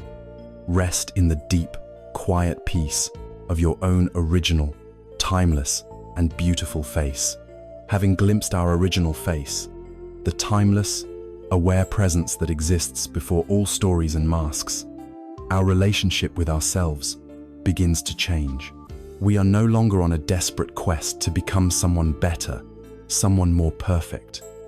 We are learning, instead, to rest in the profound truth of what we already are. This leads us to the final great attachment we must release on this journey. Our deep-seated attachment to the very idea of perfection. Our culture is obsessed with flawlessness. We strive for the perfect body, the perfect career, the perfect relationship, the perfect life, believing that our happiness is contingent upon achieving a state of flawless completion. But the wisdom of Zen, especially as it is expressed through its art, points us toward a far deeper, more liberating, and more authentic kind of beauty.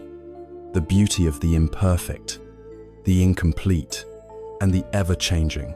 In the world of Zen calligraphy, there is no symbol more profound or more common than the enso. It is a circle, hand-drawn in a single, expressive brushstroke. On the surface, it is just a circle, but it is a vessel for the deepest truths of existence. It can symbolize the universe in its totality, the cyclical nature of life, the full moon of enlightenment, and the concept of sunyata, or the fertile void from which all things arise. The drawing of an enso is not just an artistic act. It is a spiritual practice, a moment of deep meditation made visible. Imagine a Zen master preparing to draw.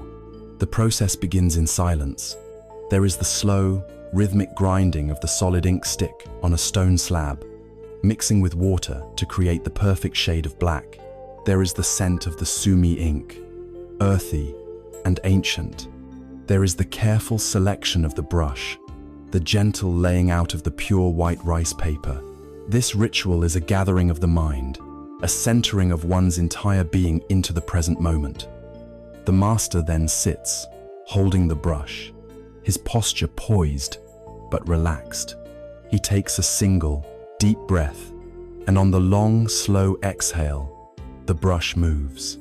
In one continuous, fluid, and unhesitating stroke, the circle is born.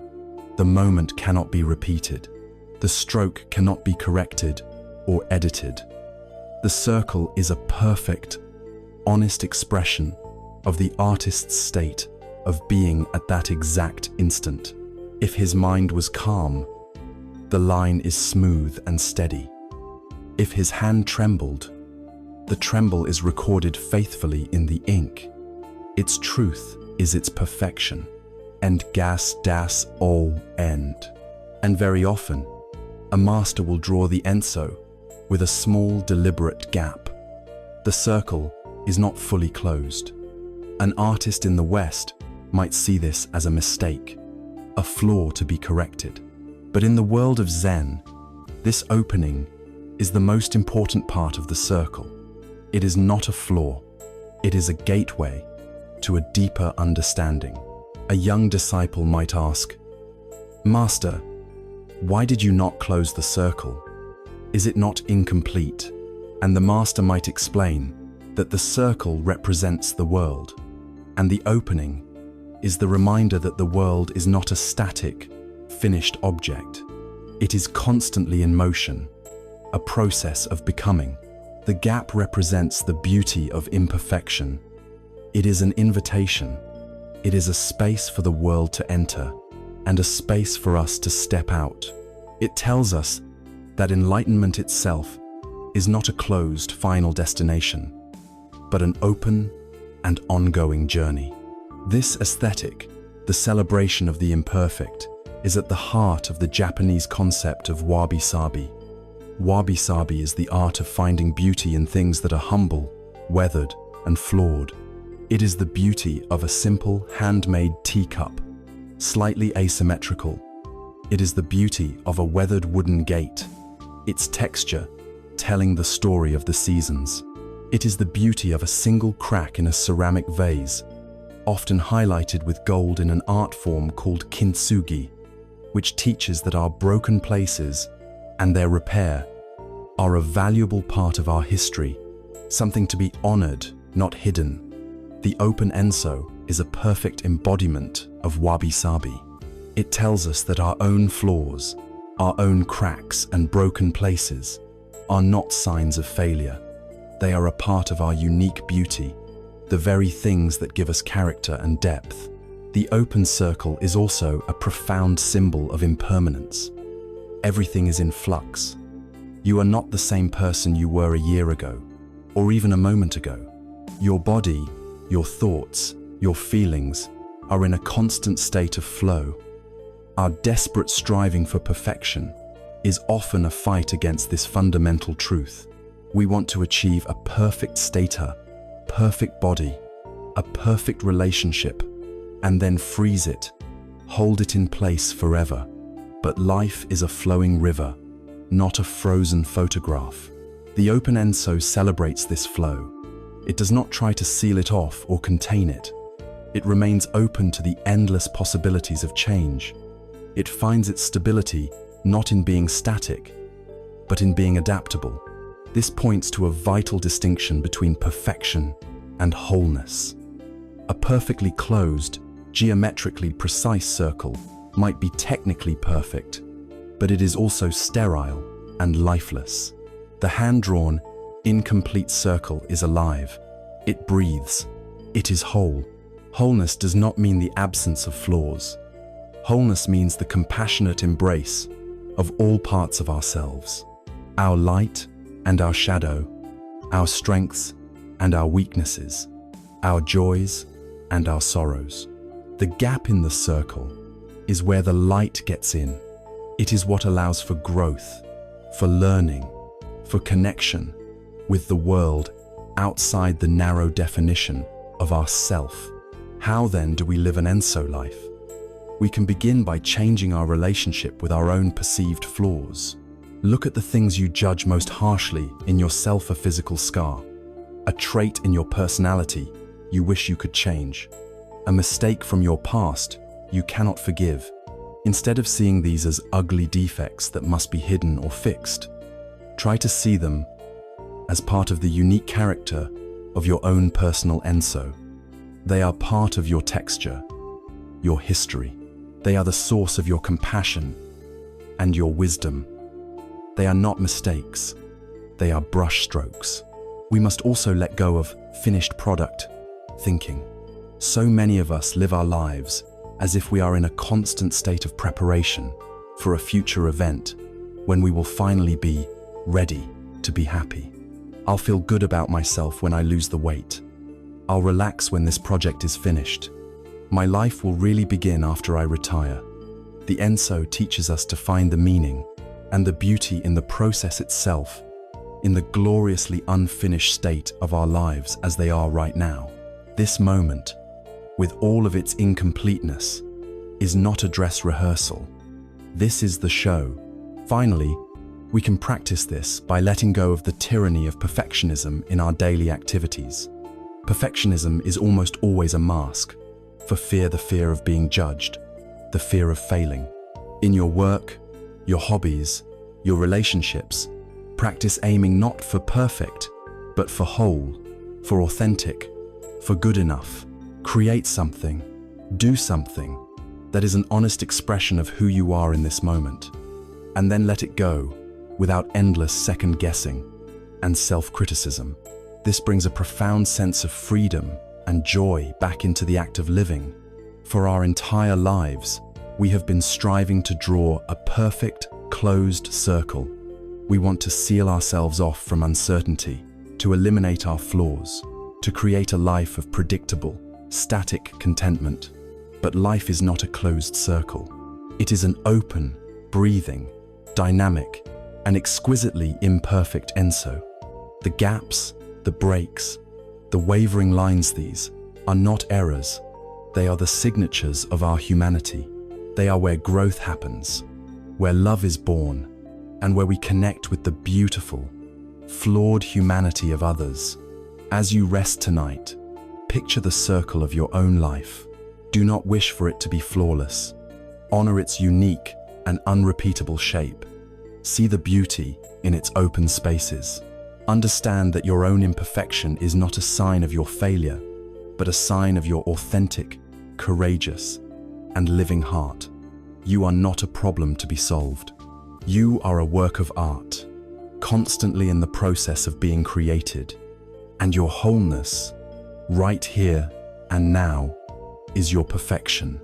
We have journeyed far on this inward path. We have learned to empty our cup to receive the world anew. We have practiced setting down the heavy burdens of the past and living with the open-ended questions of the future. We have seen the wisdom in imperfection, and we have dared to kill the external idols we cling to, seeking instead the authority of our own original face. It can seem that this entire journey is one of subtraction, of renunciation, of moving ever further away from the chaotic, messy, ordinary world of human affairs. We might imagine that the final goal of such a path must be a state of serene, solitary bliss, a hermit, free from all attachments, meditating alone on a remote and misty mountaintop. But the profound, earthy, and deeply compassionate wisdom of Zen shows us that we have one final, crucial, and surprising turn to make. The journey is not complete until we return home. One of the most beautiful and complete maps of this entire spiritual journey is a famous series of Zen allegories known as the 10 Bulls, or the 10 ox-herding pictures. In this timeless story, the seeker is a young herder, and the bull, or ox, represents our true nature, our original face, that powerful, untamed, and luminous essence we are searching for. The story unfolds in 10 distinct stages. At first, the seeker is lost in the wilderness, alone and confused. He has heard rumors of a magnificent bull, but sees no sign of it. Then, he discovers its tracks in the mud. This is the first encouragement, the moment we encounter a teaching or a scripture that resonates with the truth. Following the tracks, he finally catches a fleeting glimpse of the bull's hindquarters vanishing into the undergrowth. This is the first, shocking, direct insight into our true nature, a momentary peek behind the curtain. Now the real work begins. The next stage is one of great struggle. The seeker must catch and tame this wild, powerful bull. This represents the difficult period of disciplined practice, the Buddha lifetime of conditioning. Our powerful ego, our karmic habits is strong and stubborn. The seeker needs a rope and a whip, the rules of morality, and the consistent effort of meditation to wrestle with his own mind and bring it into alignment. It is a fierce battle, but gradually the struggle lessens. The bull becomes more gentle, more tame. Eventually, the seeker no longer needs the rope. He is able to ride on the bull's back, playing a simple flute, his heart filled with a serene joy. He is no longer fighting his own nature. He is in harmony with it. The journey home is now effortless and peaceful. Here, the story takes a radical and mystical turn. Having arrived home, the herder sits in peace, and the bull is nowhere to be seen. He has forgotten the bull. The goal of his search has been completely assimilated into his own being. The tool is no longer necessary, for he has realized he and the bull were never truly separate. And then, in the next stage, the man himself disappears. All that is left is a perfect, empty, circle the enso. This represents the great void, the state of absolute non-duality, where there is no self and no other, no seeker and no sought. It is the realization of pure, boundless emptiness. For many spiritual paths, the journey would end here, in this sublime, formless abyss. But for Zen, this is not the end. It is the peak from which the return journey begins. After the experience of total emptiness, form re-emerges. The ninth picture shows not an empty circle, but a simple scene from nature. A willow tree by a stream, flowers blooming in their season. The caption often reads, "The waters are blue, the mountains are green. I sit and watch the passing of things." This is the stage of seeing the world again, but with new eyes. The world has not changed, but the seeker's perception of it has been utterly transformed. He sees the ordinary world as miraculous, just as it is. A mountain is once again a mountain, but it is now seen through the wisdom of emptiness. It is a state of profound, simple appreciation for the suchness of reality.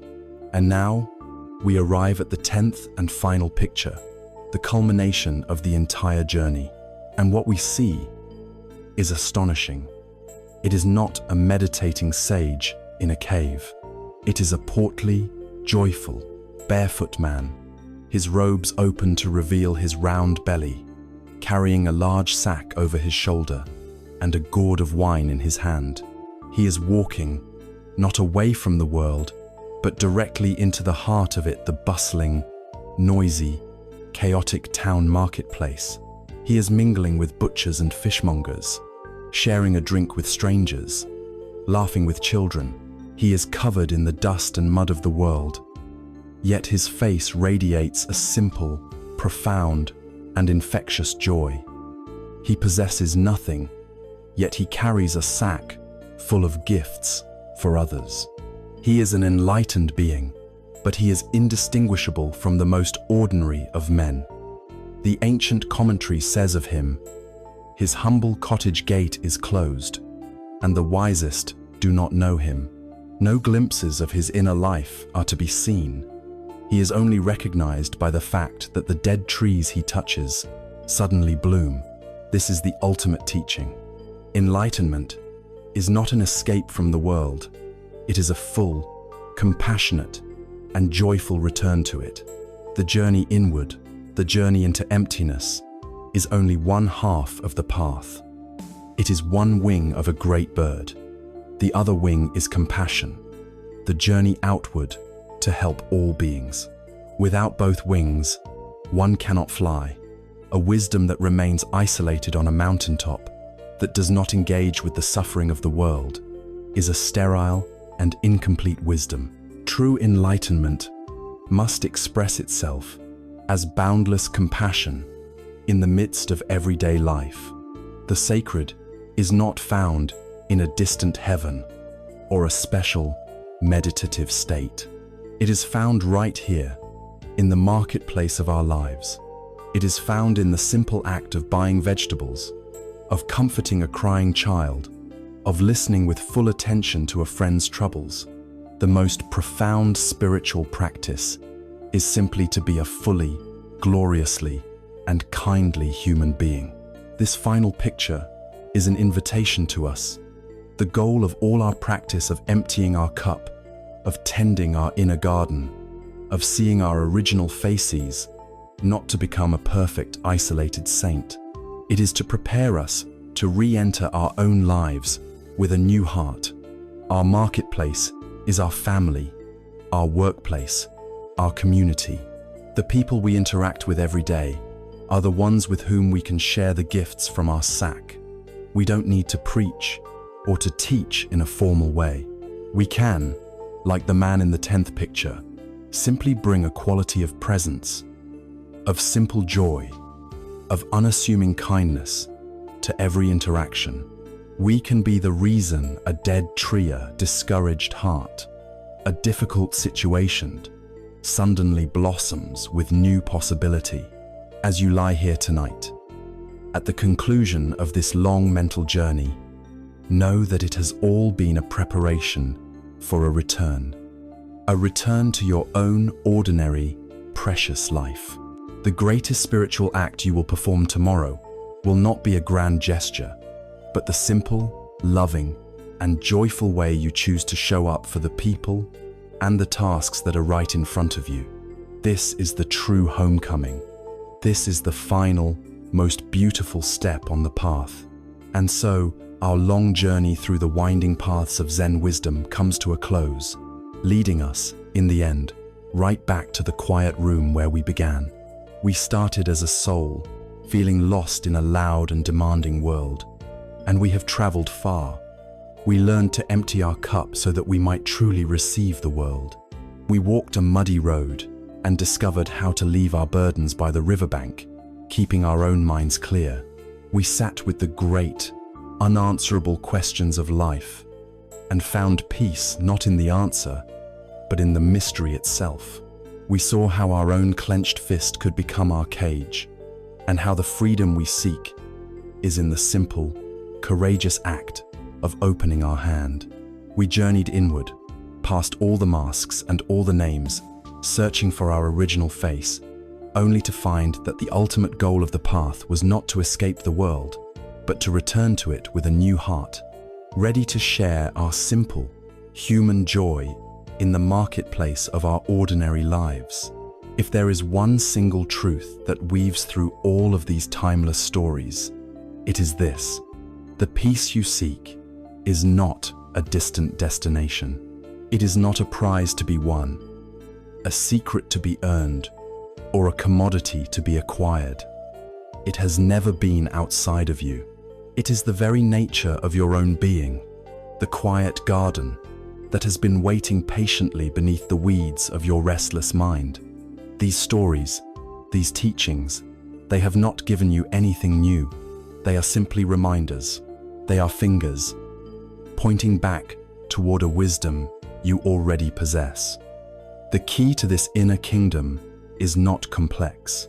It is the simple ability to observe your own mind without judgment, the willingness to let go of your attachment to outcomes, and the courage to return, again and again, to the profound and simple reality of the present moment.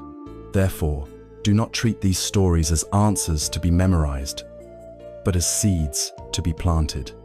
Let them settle within you. They will germinate best in the fertile silence of your own heart, in moments just like this one, as you prepare to surrender to the peace of sleep. The serenity you have been searching for in the world, the calm you have hoped to find in these words, is no further away than your own breath. It is not more complicated than the feeling of the air quietly entering and leaving your body. It is always here, always available, always waiting. Rest now. You are home.